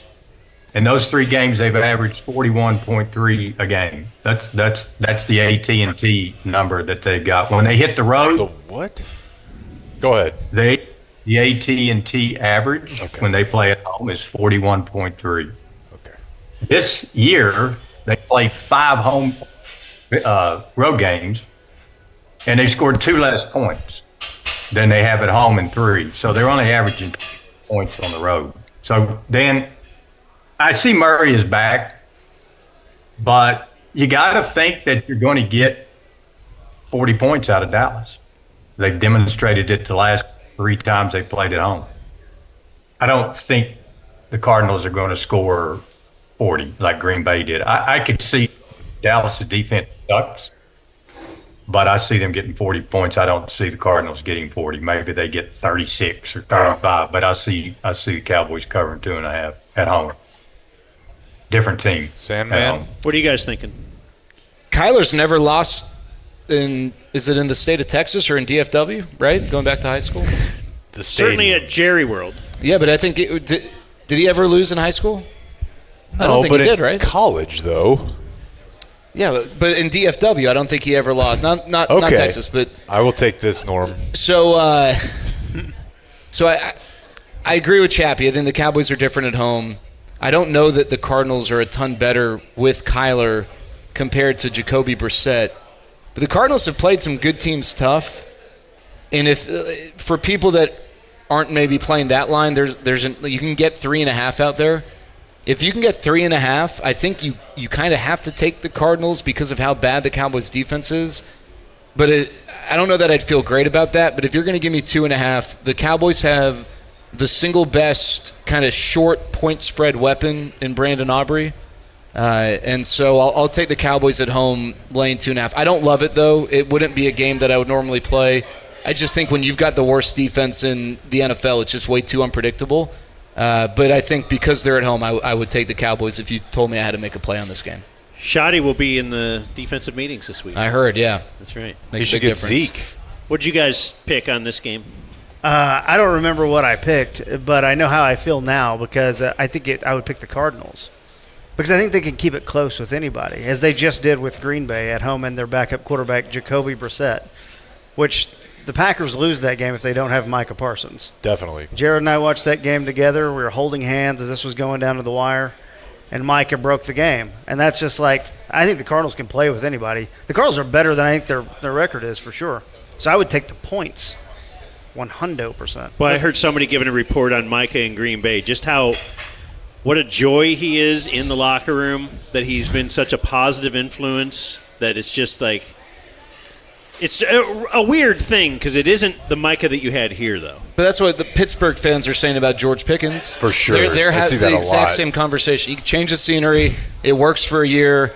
Let's see how it plays out after multiple years. It is wild that the podcast stopped. That's just like there was no announcement on it, just nothing. We're just not doing it this year. It's focused on football. Even he said, we're focusing on football, as if it was the Cowboys making him do the podcast. Right. Making him appear on the pivot every week. That's got to be an agent. Well, hold on, though. Would you be surprised if Jerry was like, hey, Mike, we're gonna publicly kind of criticize the podcast, but you keep doing this? Right? Like, would you? That wouldn't surprise me. I wouldn't be surprised if he was not upset about it, for sure. Yeah. No, he likes the pub. All right. So KT is the guy who will pick Arizona. Let's go. Okay, Chappy again. On Blake. So Kyler did lose a Red River game, so he has lost. Oh yeah, in DFW. But damn, he almost pulled that off by himself, if I remember correctly. Like down 2 or 3 scores late, almost rallied by his lonesome. Okay, so we'll pick the Cowboy game. Give us another game you feel real good about this weekend, and then your lock of the week. We'll start here with Chappy again for just another game you feel good about. All right, it's in the NFL. No. And it's the Broncos going to the Texans. And, two teams coming off big wins. Yep. And the Broncos are 6-2. The Texans are 3-4. You're laying 1 and 1.5, depending upon your book, what you can get. That game is classic. Two great defenses pitted against each other. But I'm going to tell you why I'm taking the Texans. Not just because they're at home. If you look at the Broncos, and I know I missed week wildly taking the Cowboys, but when you look at the Broncos, they struggle against front pressure. You can go back and look at the last 2 years when a team has front pressure, and the Texans, they boast of that. They got dudes, Jimmys and Joes, all over the place in the front seven. Look at Jake; he bit on that one. Don't the Broncos too, though? They do. Yeah, I've heard people this week talking about the fact that C.J. Stroud's just terrible under pressure. He's not that good, but Bo Nix struggles as well. Yeah, I'll take Stroud over Nix. When both defenses are going to flex here. Don't make no mistake about it. The over-under on this game is under 40. It's 38, 39, something like that. Not going to be a lot of scoring, I don't think. But at the end of the day, I think Houston scores a close one at the end and takes it out. So I'm going to take Houston at home with either -1 or 1.5, however you want to play it against. The Broncos have won 4 straight. But again, my research shows that Nick struggles against front seven, especially what the Texans have. I think the Texans are better than their record, and the Broncos are maybe not as good as their record. But if the Broncos win and they get to 7-2, nobody will care how they got there. And if the Texans are 3-5, they're probably done. That's a way stronger conference. Is that why you're siding with the Texans too? I think the Texans are good. I actually do. Relative to what their record, being 2-4, and if it's like, oh, we got to move on, this has failed. They're like all of their extra numbers are very good. Jared? Well, I do like the Texans. That was going to be one of my picks. I'll give a different one, but just to add on the Bo Nix thing, he kind of sucks when you face like a good defense that's creative. Like if it's a good defense that kind of plays like base coverage, he can maybe figure it out, but that's not what Houston does. D'Amico Ryan's probably one of the brighter defensive minds in the NFL. And then no Patrick Surtain for Denver. That's probably like for an individual defensive player, he probably moves the line more than 99.9% of players in the NFL. But I'll go. I'm going to go Kansas City laying 1.5. I have it. I don't know what you guys have it at. Laying 1.5 on the road in Buffalo. And I'm going to ride this until Kansas City hits a road bump because right now they're the best team in the NFL. And it's relative. I don't know that it's close. Buffalo has been pretty underwhelming. And the fact that Kansas City is a road favorite here, I think it's another situation of Vegas baiting you to take Buffalo. Josh Allen hasn't been unbelievable, and you've got a Kansas City team. So Isaiah Pacheco won't play, but that's okay because they're throwing the crap out of the ball now. And with Rashee Rice and they're able to stretch the field. Tyquan Thornton, I mean, who the hell ever thought Tyquan Thornton would make a difference for the Chiefs? I just think this is a really good spot for Kansas City. Even though they have struggled against Buffalo in the regular season against the spread, right now they're rolling. I don't think there's a better team in the NFL at this point, and only 1.5 is not enough for me to stay away from Kansas City. I know you follow actual line movements and the money that comes in, and certain teams get more money bet on them. But I almost feel like the starting to doubt the Chiefs thing after 2 weeks is a direct product of our media environment, where you just have to talk about something. If you're one of those shows, right? And those shows are most of the shows, and those move lines in a way. But the Chiefs lost by 6 to the Chargers and 3 to the Eagles without their top 2 wide receivers. Yeah. And then it's like, oh, brought dynasty over. Like, this is not even surprising. You know what I mean? Like, no. I'm not saying I thought they'd be the best team in the NFL, which they have been, but they still thought they'd be very good. And I thought, too, I saw you looking a second ago, I thought this would be a pretty public side. And that's another thing to always factor, like how heavy the public's betting on a certain side. But Buffalo's been the more public side here, and Kansas City's been more the sharp side, which a little bit surprising for Kansas City because they're Kansas City. But again, I think Vegas knows what they're doing when they're setting these numbers. And Kansas City's going to hit a road bump between now and the end of the regular season. I'm just not sure it's going to be this weekend. I don't think Buffalo has anyone that scares you, though. They're not good. This is where George Pickens to Buffalo makes so much sense. I hate hearing you guys talk about it. Should absolutely take the 30th pick in the draft for him. I think, dude, it's unbelievable because that's what Buffalo should do to get over the top. Keon Coleman and Shakir aren't scaring anybody. Like, they're just not. So like it's way different when he gets into the playoffs, and that's where I think if I'm Buffalo, I would make a move like that. And the Cowboys should absolutely dangle George Pickens because things are going to get nasty with his agent if the Cowboys start entertaining franchise tagging him and stuff like that, because he's going to ask for $35 million a year. This is where, like, to me, Buffalo should get on the horse and make a trade like that. I think Kansas City's way better than Buffalo. And Buffalo can't rush the passer either, which, they've had, I don't want to say they've had their best shot. They can rebuild the roster, but like their roster this year is the weakest, I think, over the last, like in their Super Bowl contender era with Josh Allen. Yeah, the Pickens thing drives me crazy because I do think that, keeping him here with Dak obviously maximizes the sunk cost on Dak. But I also think we should play this audio in like 6 or 7 months when he's not reporting to camp. And,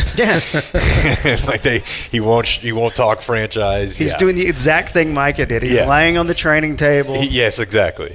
Yeah, that's the scouting report that you had about him. Right. It's just the same agent as Micah. It's the same agent. You just disrespected. Is it Micah's agent? Yes. Pickens' agent? Or? Yeah.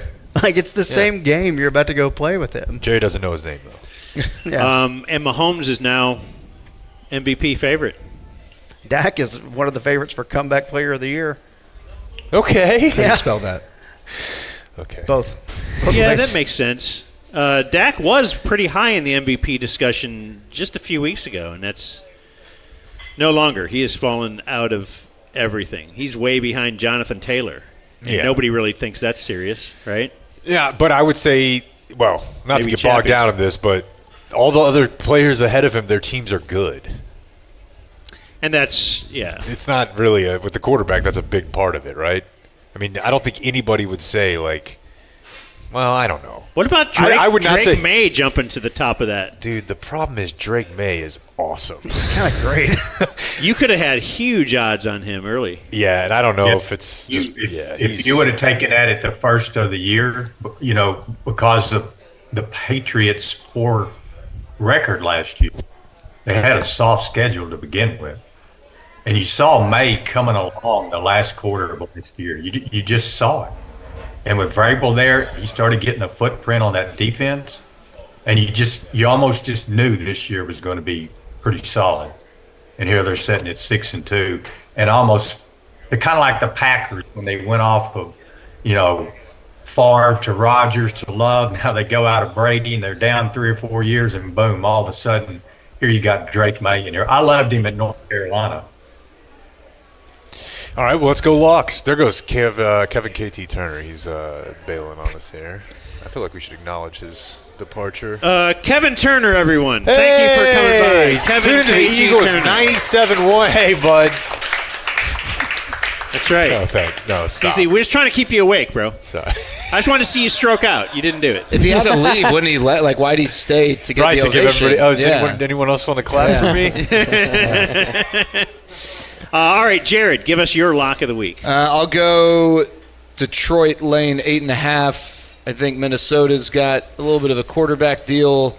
J.J. McCarthy hasn't proven anything to me at all. He had one good quarter. If he plays or if it's the other spare. Who is the other spare now that Wentz is out? Brosner or whatever. They get Max, whatever. Brock Lesnar. Yeah, Brock Lesnar. But I just think, first of all, you got Detroit coming off a bye, Detroit at home, Detroit against a team that defensively gives other teams problems, but not Detroit. All right, they've scored, I think, 27-plus against Flores each of the last 4 times. Detroit's getting healthier in the secondary, or in the case of Brian Branch, his suspension's over. I just don't think Minnesota's that good, and I don't think they really know what's going on at quarterback. I trust Kevin O'Connell. Didn't your wife think he's like the hottest coach in the NFL? Stefanski was a big player. Okay. KOC was in there. Yeah. But, yeah. KOC, I think, will figure it out pretty quickly whether McCarthy's got it or not. And I know he said some really complimentary things, but McCarthy, for what little he's been healthy, has been really underwhelming. And they don't really protect the passer that well either. And this is a Lions front 4 or front 7 now that Hutchinson's gotten his legs under him after the injury. Aleem McNeil's back. It's a big number. It's the type of number where you look at and you say in division, that's an auto fade of the favorite. But I don't know. The last 2 years, home favorites with numbers like this have been covering at a much higher rate. And I'm going to take my chances with the Lions. Best team in the NFC. It feels like if anybody's going to do it, just add a couple extra points in there for personality shots, it'll be the Lions. I saw this chart the other day, too. Just the Shoddy and the Cowboys are second to last in go-for-it rate on 4th down. It's not they limit the situation, so garbage time doesn't count, right? Yeah. So 31st is Dallas, and 30th is Minnesota. On the flip side, 1 is Detroit, and 3 is Philadelphia. So I somewhat do feel for, I don't know, Packers fan, the rest of the NFC North. It's so effing annoying to have a team in your division that's at the top of that list. And especially if they're good, right? And you're at the bottom. Yeah, no, it drives me crazy. I just think it changes mindset of everybody. It changes mindset of the offense, too, just because you don't feel – when the Cowboys go out for a 4th and 1, it feels monumental. Everybody's nervous. Because it's so rare. It's oh, this is huge. We don't usually do this. Yeah. But if you do it as a matter of course, then it's just this is something that we do all the time. Yeah. Did you hear Greg Olson's breakdown of why he thinks that teams are going to start going for it even more on 4th down with the new kickoff rules and where you could start with the football and how 3 points isn't worth, like the risk of maybe getting 3 points isn't worth the field position battle that you will lose.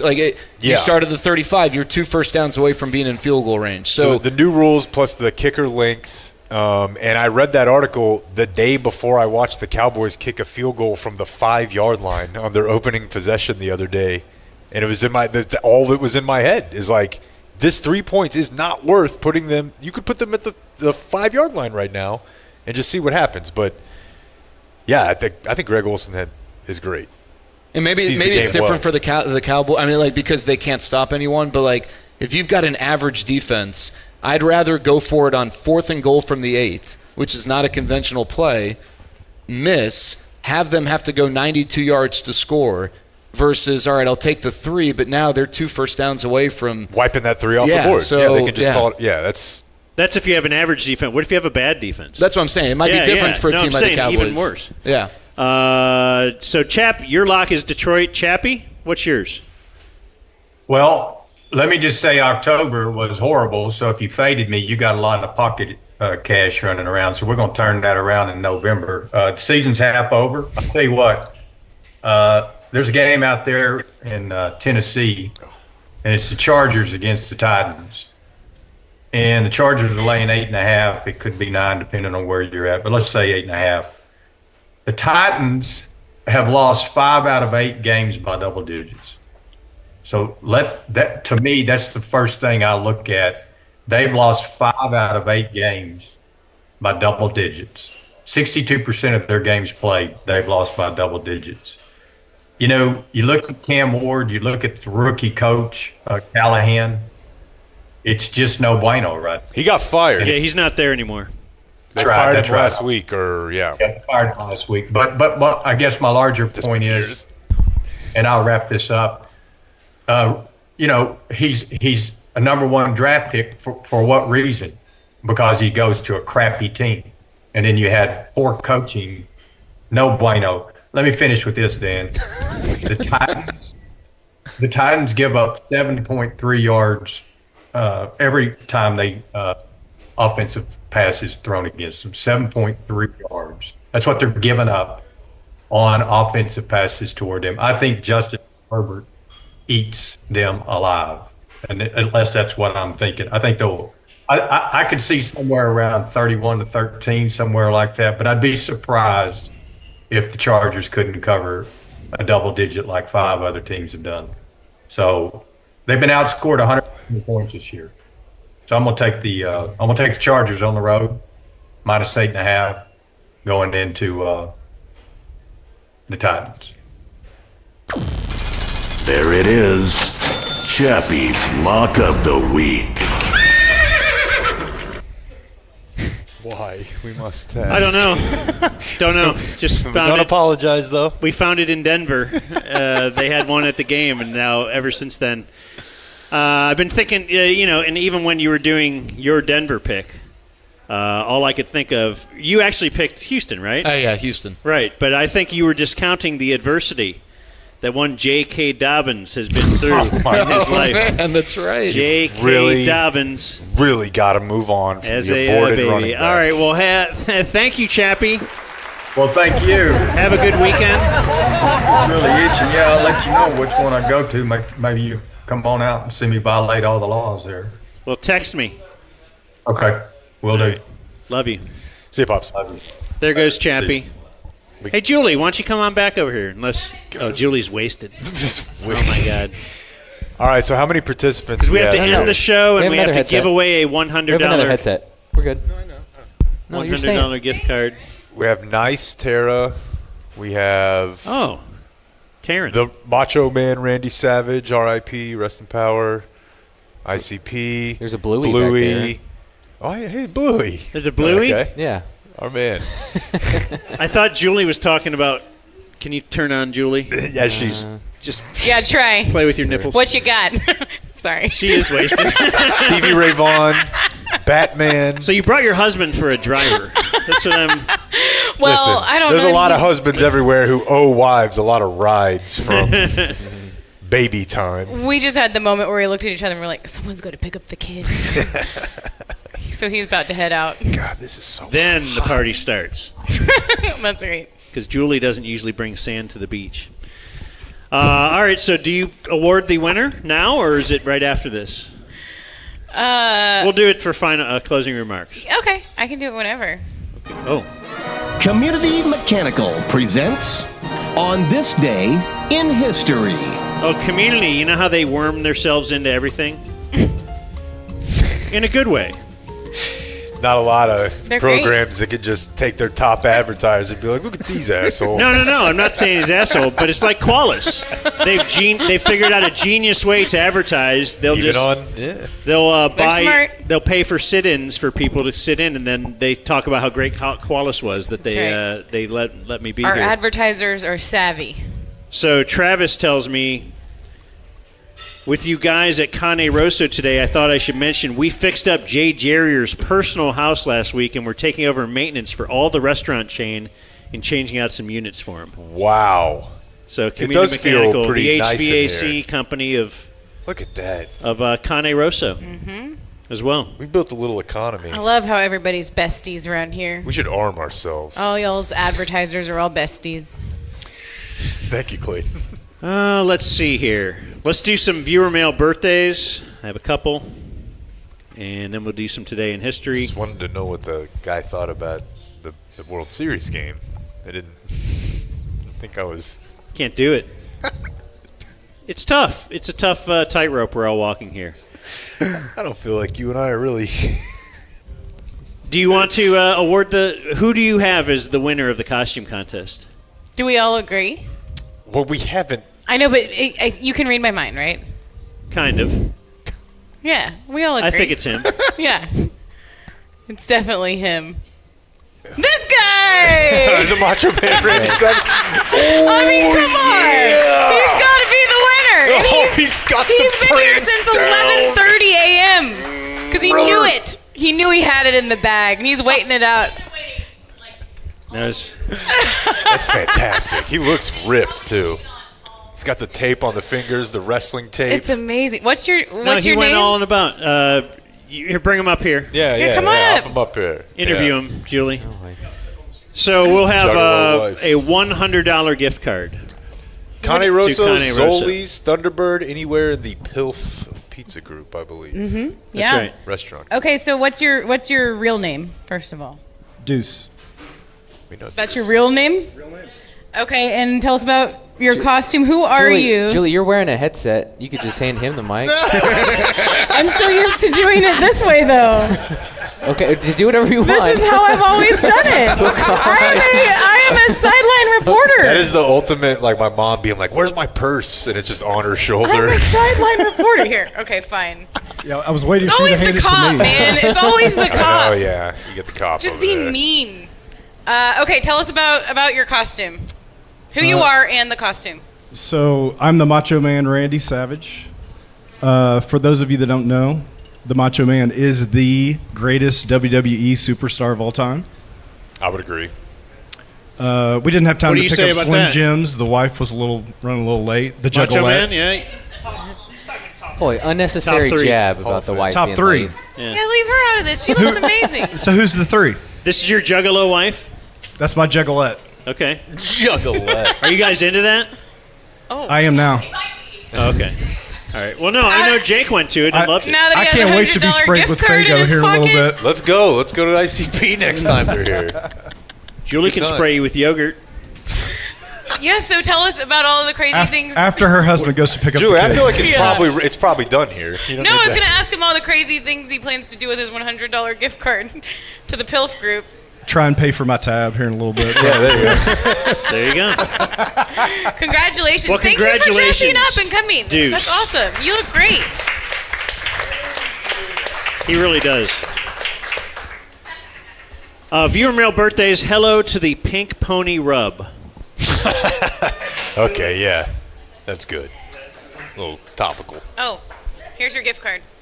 Oh, he never got it. Sunday is my birthday.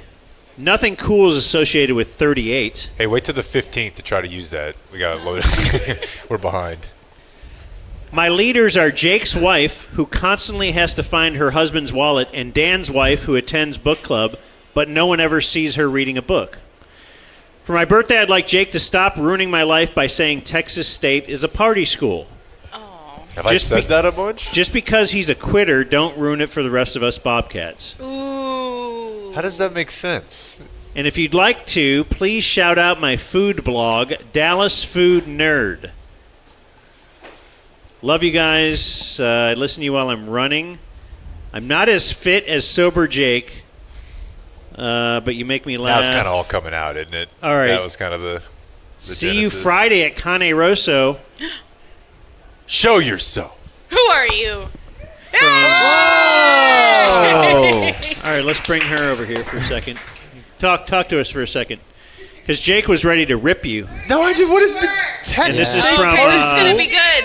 This is going to be good. Fight night. That we are a party school and that you found your drinking habit at Texas State, and it kills me. I feel like it's widely known as one of the more party time schools in the I state. know it, but it's not I because know. it's because of the water. It's because of the scenery, right? It's not because there's like dirty, bad people. It's just you ask her. outside. Some of us don't party. I mean, So you actually went there but didn't get wasted every night. that's a lie. That I didn't. Oh. But when I was there, okay. But some of us have careers. We're viable people. This, you know what's funny about this is that means she doesn't consider me that. Right. I'm like, I have a job. Like, I got a degree and it all worked out. And she's like, yeah, not everyone's a loser. I have a real job. Your name? My name is Denim. Denim. I thought I printed it out wrong. Denim. Nice. I listen to you guys every day. I love Denim, you guys. Denim Miller. Yes. Okay. My husband got me Denim and started. Miller. Denim and Miller. That's amazing. Yes. And what is this outfit? This is my. Speaking of drinking and partying, I've got a shirt that says "Here for the spirits." Wow, I knew that Julie was about to. Well, that's great. And she's like, we're not a party school, and she's going to hear for the spirit shirt. Right. I love it. Love you guys. I'm not trying to sully the name of person. Texas State. There's a real good chance I was going to end up where I ended up. You could have put me at Moon College, and I was going to end up there. Let him know. It's not Texas State's fault. Thank I you. love the area. Thank you. Moon College. We love you, Denim. How do we find this Dallas Food Nerd? Dallas Food Nerd in the area. I am part of a food blog and Instagram account. So Look at this, Dan. we've got. What am I looking at? Their Instagram. Oh, this is the blog? Yeah. Yes. Pretty big deal. Or at least I like to think so. I'm sure it is. Way more followers than we have. Food blogging is where it's at. What are we doing Everybody for likes followers? food. How's our follower count? We're at 59,000. Yeah. Would love to get to 60,000. Okay, you got to follow from us. Blake, I wish I had kids because I would invite you to some birthday party I'll of come mine. over whenever. Just have Blake come hang out. Now he's a creepy cop. Blake, yeah, you can get out of this ticket. What if we settle this right here? You know, I don't have to Keep turn it this going. in. You guys are awesome. Well, happy We birthday, appreciate Denim. you. Hey, Denim. Denim. Dallas Denim. Food Nerd. Dallas Food Nerd. And this came in late yesterday, so I missed it. What's up, Dumb Zone? It is my grandson Camillo's 3rd birthday. He listens when he hangs with his abuelito, so please send him a Halloween birthday shout-out. His heroes are Dan and Blake. Jake didn't make the cut since, quote, he doesn't want to do that Mexican shit. Can't wait till you all make it back to San Antonio. Happy Dia de los Muertos, Jake. from Pollito. Ah, yes. Nice. We met him. Yeah, I recall. I think his wife, too. Pollito is Little Chicken, isn't it? Great work. Yeah. Thank you. That's How do you say little cock? Whoa! Hey. Coming in hot. Yeah, how is it? Jeez. I That never is- know when he's here. I'm always here. Are you though? That's what snipers do. Today is Friday, October 31st. 61 days left in the year. How about that? You guys ready? We're about to make it. Super ready. You doing any Christmas shopping yet? Christmas shopping? No, whatever. On this day in 1941, in South Dakota, the Mount Rushmore monument was, air quotes, completed because money ran out and work was stopped. So what we see today is because funding ran out We had a for shutdown. Government Mount Rushmore. shutdown. Yeah. I hate when that happens. What were they going to do? All of them? They were going to do. I read about this morning. They were Isn't gonna do in this- 16. They were going to do like down to the waist. Really? Yeah. And in fact, you could see George Washington is the only one that has a little more work done than just the head. He's got like the collar and down a little chest. And then they kind of ran out of money, and they're like, "Well, it looks pretty good though." And they kept it. Feels like my remodel.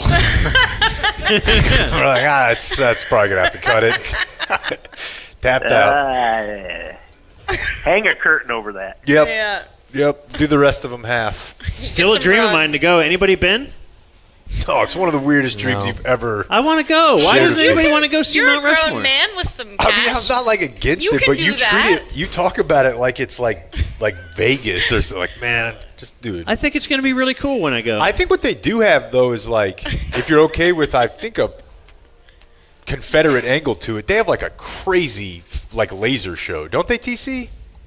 I think they have a good 4th of July show. But and it's like I think it might be glorifying the South a little bit, but there's some gnarly stuff up there. Beyond Stone Mountain.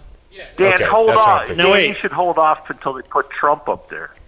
Is South Dakota? It's not in the South. No. I'm Okay, just good. yeah. Whoa, this is not. It's like there's no way, is it? I thought it was not. I thought it was. Did you hear the relief? Yeah, like It's not. because Jake's saying Gosh, they're glorifying the so South crazy. with Confederate. Well, I'm telling you, the place I was talking about is in Georgia, so I'm a dummy. But if you go to South Dakota, I don't think that you're going to find a lot of people that are like, man, South sucked. Yeah, okay. On this day, My in experience, Montana, the like. On this day in 1992, Pope John Paul II. Woo! One of the better ones. Big fans in the audience Catholic here dubs up. today. JP Deuce. Pope Proclaimed fans. that the Roman Catholic Church had committed an error. They were wrong. Guess which one they were wrong on. Here, noted Catholic T.C. Fleming joins us Catholic now. representative. Which thing would they have said they were wrong on this day? Little kids aren't the same as full-grown women. They were wrong, but that's not the day this time. This wasn't about eating meat. Oh. Margaritas. This was about Galileo. Oh, damn. They did duff There you him out. go. Just They for, say, we're sorry that we condemned Galileo? Galileo. Is that all you did to him?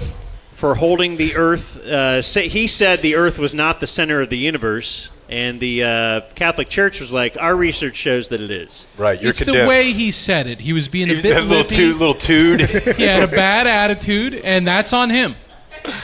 When do you think he said that? Oh, wow. That's a great question, Dan. No, it's not. I mean, JP2 was your lifetime. Yeah, but they're retroactively What about doing Galileo? When do you think he That's was what I'm doing saying. his bit? That's Oh, what he's when saying. is Is when were they Galileo? retroactively applying this? 1528. 1650. Well, I Anybody got to do else? some math now. Blake? Yeah, we did Galileo a couple weeks ago. It was early There's 1600s. no chance that impacts this at all. Yeah, how would it? I saw it this morning. I thought it was the first time I've ever seen anything about Galileo. It was 359 years later. that he was that So they said were so sorry. 16. So he was alive from 1564 to 1642. IJB on top. All Both right. of us are in the window. Okay. It's not even real years. I just love that they're like, "Hey, we're sorry for condemning you." Yeah, I think our they did bad. more than that. Like, I think they put him on house arrest. Yeah, he and was ultimately killed him. I think he was arrested for the rest of his life. Yeah. Yeah. On this day in 1998, a genetic study released suggesting that President Thomas Jefferson did father at least one child by his slave, Oh, Sally Hemings. Yep. Bad guy. Kempspin. One of the first. Truly, one of the first. But, as I recall, kind of a great moment for some black Americans. They are now directly, like, I'm Thomas Jefferson's grandson. I mean, there were people that came forward. Yeah. The Like, hell yeah. granddaughters and stuff that came forward, like, they knew. They knew they'd been living with it. You but- let that TJ money. Yeah, dude. TJ money. You don't get to the big house. The by royalties just, from Mount Rushmore, which he may not be on. I don't. Not really I sure. think Thomas Jefferson's on there. I think it's It'd be a Washington, Jefferson, crime if he Lincoln, weren't. and Teddy Ballgame. Right? I have no fucking clue. No, jeez. Am I right? On this day in Jared, 2017, very over the show today. No.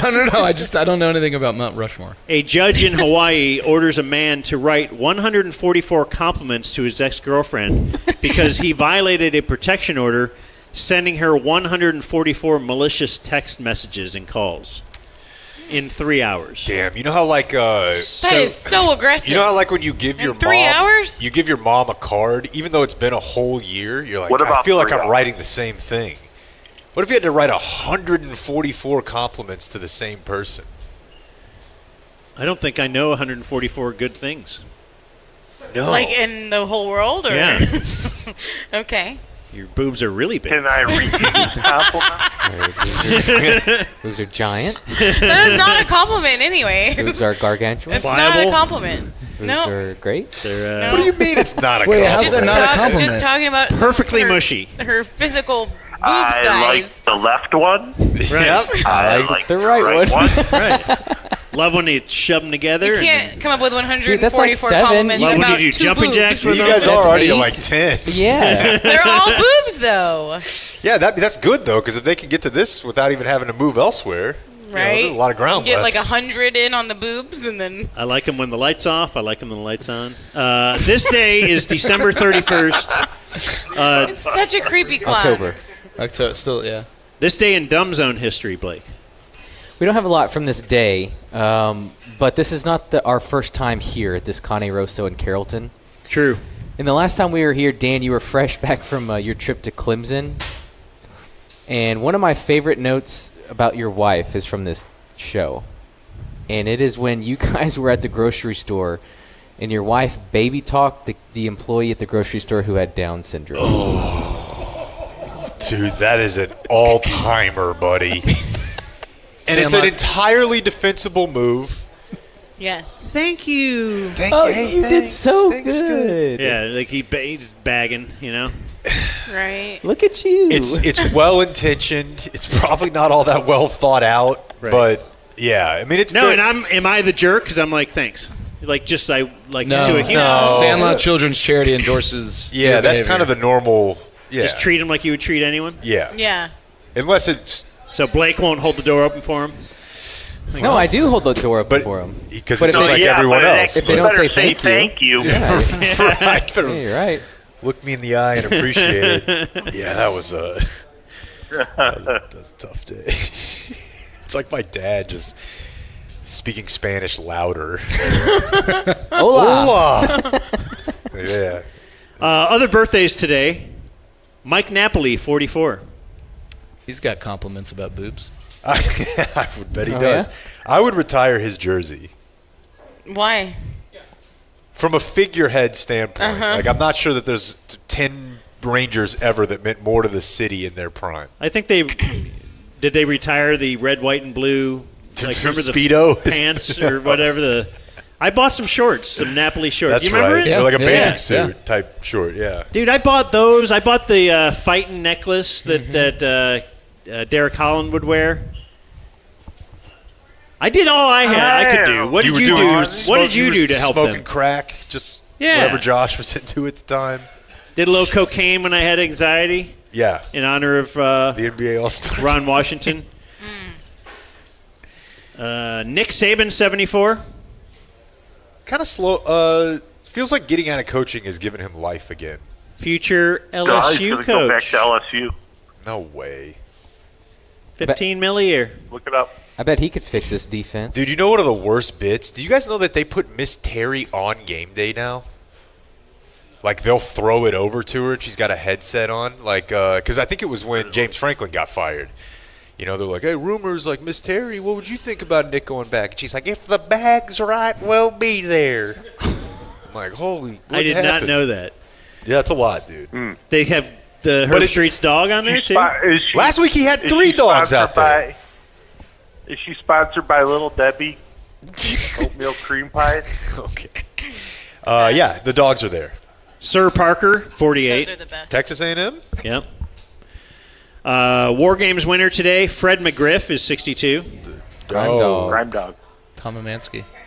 Hell yeah. Yeah. You ever have an Amansky video, or were you too old? I feel like it's right in your era. What is it?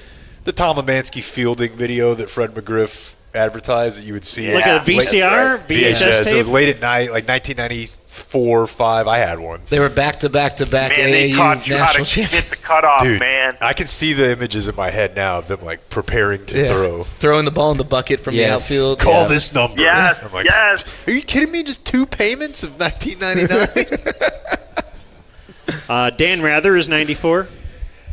I think, all in all, a fine career. Yeah. No Kim Spins? Well, he had a tough L on the whole George W. Bush Oh, serving in something war happened. or not. Yeah, something happened there. Brian Doyle Murray is 80. Remind me. Brother of Bill. Oh, yeah. The mayor in Groundhog Day. That's right. Just kind of a guy. You think Bill brings him on tour? Like Kevin Yeah, James? he opens for Kevin James. Yes, he does. Peter Jackson is 64. Lord of the Rings. And the World War I in color movie. If we're talking about the same guy. Oh, really? Yeah, dude. He's the one who got World it. War One. World War One. Okay, because I recently watched a World War II in color. Well, and those are great, but this is like the only one I know of its kind. Yeah, I didn't know they had anything on World War One. It's so good. Let's go. Sorry, do watch it. He did the Beatles thing. He's like like in addition to the Hobbit stuff, his film restoration stuff is unparalleled. Did he Remember do the that- Apple Beatles thing? The 6 hour. The one that it was on Disney Plus. Yeah. Making the last album. Yeah. Okay, yeah. Yeah. The World War I one, it looks fake, obviously. Wouldn't have existed without him recreating it. Basically. Both of them, yeah. Rob Schneider is 62. Dude, I still think he's funny, but it is tough to watch. Like, I don't know. It's just as gay as, like, Marin. Like, just all politics all the time. Yeah. It's all he does now. Actor Eddie K. Make it copy. Yeah, what happened to Deuce Bigelow, the male gigolo? Yeah. Or whatever. You it don't was. want to That hear movie him ruled. just saying anything serious, right? Well, Like, I mean, it could whatever. be serious, but it's a lot, man. Like, why do you care? Eddie K. Thomas is 45. American Pie? American Pie. Who is he? Paul. He's the friend. Oh, he's the one who knocks up the mall, or tries He's a to. hero. Yeah. He is a hero. You know what? More than Texas State, what probably contributed to my ism is that character in that show was like, beer? Okay, beer's for the boys. And he always had like whiskey or scotch. Do you remember that guy like in high school or college? That's who I was trying to be. Ends You one got place, there. guys. You got there, dude. You got there, dude. Yeah. Hell yeah. Big Good time. job. Big You time. made Guys it. got to have goals. Yep. You made it. Yep. Don't let anybody say you don't do things. Willow Smith is 25. Will's daughter. Yeah. Adam Horowitz from the Beastie Boys is 59. And Rock. No? Yeah. Yeah. And our Dumb Zone birthday of the day is Robbie Van Winkle is 58. The wrestler? Vanilla Ice. Okay. What's his name? Rob Van Dam? I forgot about that. I think He had like a home renovation show recently that kind of flamed out, I think for legal reasons. Vanilla Ice? Yeah, dude. He was on like HGTV. Weird fun fact. It's true. Born on this day, now dead.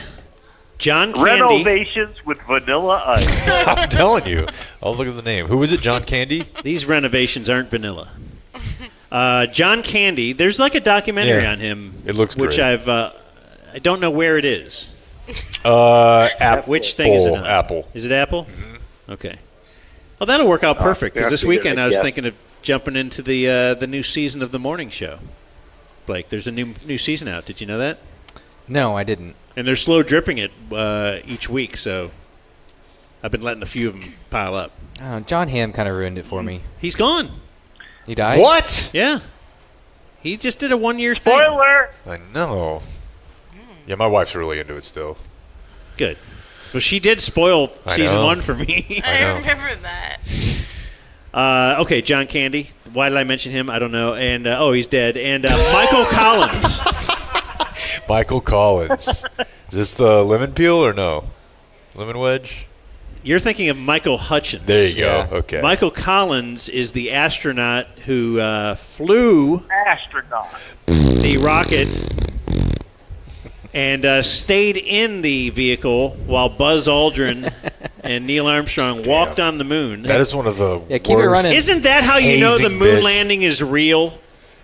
They would never hit. Somebody had to stay back. Right. They would. If the moon landing was fake, they would have just had them all out on the moon. If they actually had to keep a guy back. No, they to thought kinda, of that, though. Now, do you think he took advantage of the empty lunar module? Is there somebody just floating What, by? see if it floats? Ass, grass, or gas? No, I'll unlock it in a minute. I'll be right there. Dead on this day, still dead. Thank you, whoever laughed. Dude, that is like an extremely tough life look, though. That people are like, you went to the moon? You're like, well, I kind of parked outside. I had to weigh the car down. I was close. You would think they would let him, because then they had subsequent moon landings. Right, and he other can't people go walked back on it. as a Yeah, go walker? back, and you're one of the guys who gets to walk on it. Right. Go crazy with it, Maybe man. he was just like, no, I'm good. Dead on this day, still dead. Sean Connery. Oh, man. Wow. Yeah, he's got some. You know about his bit? I don't remember. No? No, what's his whole deal? He just had a good way to deal with a lady who would kind of like give him a little too much lip. Yeah? He got aggressive? Kind of an old school way. Mm-hmm. And he was very public about that. But that was kind of some time ago, and then time passed, and then he got on TV with Barbara Walters. And she wanted to, like, revisit. Boy, you've made some weird comments in the past. Mm-hmm. Of course she did. And I don't remember if he backed off of those comments. He had to have. Or if he, I'm getting no Dropbox. Let's see here. helped explain it. Boom. All right. I think I can do it. Oh, I got it right here. Okay, go for it. You did an interview in which you said, not the worst thing to slap a woman now and then. As I remember, you said you don't do it with a clenched fist, it's better to do it with an open hand. Yeah, remember that? Yeah. Yeah. And I didn't love that. I haven't changed my opinion. You haven't? Not at all. You think it's good to slap a woman? No, I don't think it's good. You don't think it's bad? I don't think it's that bad. I think that it depends entirely on the circumstances and if it merits it. Yeah. Or what would merit it? Well, if you have tried everything else, and women are pretty good at this, they can't leave it alone. They don't want to have the last word, and you give them the last word, but they're not happy with the last word. They want to say it again. Oh my God. And get into a really provocative situation. Then I think it's absolutely right. Oh my gosh, that's real? Oh, yeah. No, you've been watching that guy's movies your whole life. Like, man, he's great. Great actor. Art and the artist, though, bro. The funniest part of that is that she thinks she has a You gotta gotcha. be able to separate them. Yeah, huh? Remember when he said that? He's She's like, ready to yeah, change and I'll him. slap you. Yeah, she's like, you know, watch your tone. I wasn't a fan of that. It's like, yeah, well. Yeah, well, you're not going to be a fan of this either. All right, boys. All right, Have clock a good out, weekend. clock in. Really See you, good buddy. To talk to you. All right. See you, man. Bye. Why That's not? our sign off. All right. For Heart Attack Man. Well, thank you, Cane Rosso. So cool. Yeah. Thank you to Stevie Ray Vaughan. Mr. Rosso. Emu Tom. Young Cane. Once saw... No, Jay Jerrier. This is his place, and they'll be out at our place Monday night. Jared Sandler. Can we get you in the den sometime for a nice game? Yeah. A little game watching? Of course. I did it a couple of times last year. Will you stop your ban on that? Let him in? Every time I ask Jake off the air, he's like, is it a Jewish ban? Jared. No, come on. Look at the It's a height thing. It's a height thing. Oh, okay. Yeah. Oh. I don't know. We traded That's out Blake for TC, and Jake wants taller people in there. Yeah. Yeah. Understandable. Anyway. There are few people I love being on the air with more than Jared Sandler. This slander will not stand. Now, don't bring KT back. I've had about enough of that. But Jared's pretty great. Adios, I love them all. That's excellent. Subscribe and type for my name if you want to watch more of my videos. Alright, alright, alright, alright, alright.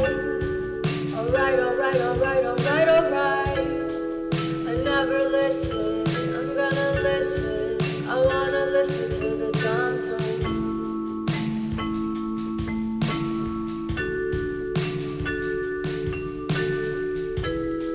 I'm gonna listen, I wanna listen. I wanna listen to the Dumb Zone.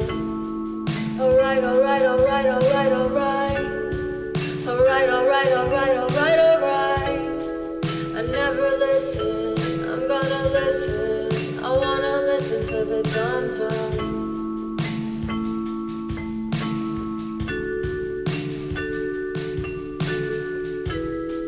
I never listen, I wanna listen. I'm gonna listen to the Dumb Zone. Alright, alright, alright, alright, alright. Alright, alright, alright, alright, alright. I never listen, I'm gonna listen. I wanna listen to the Dumb Zone.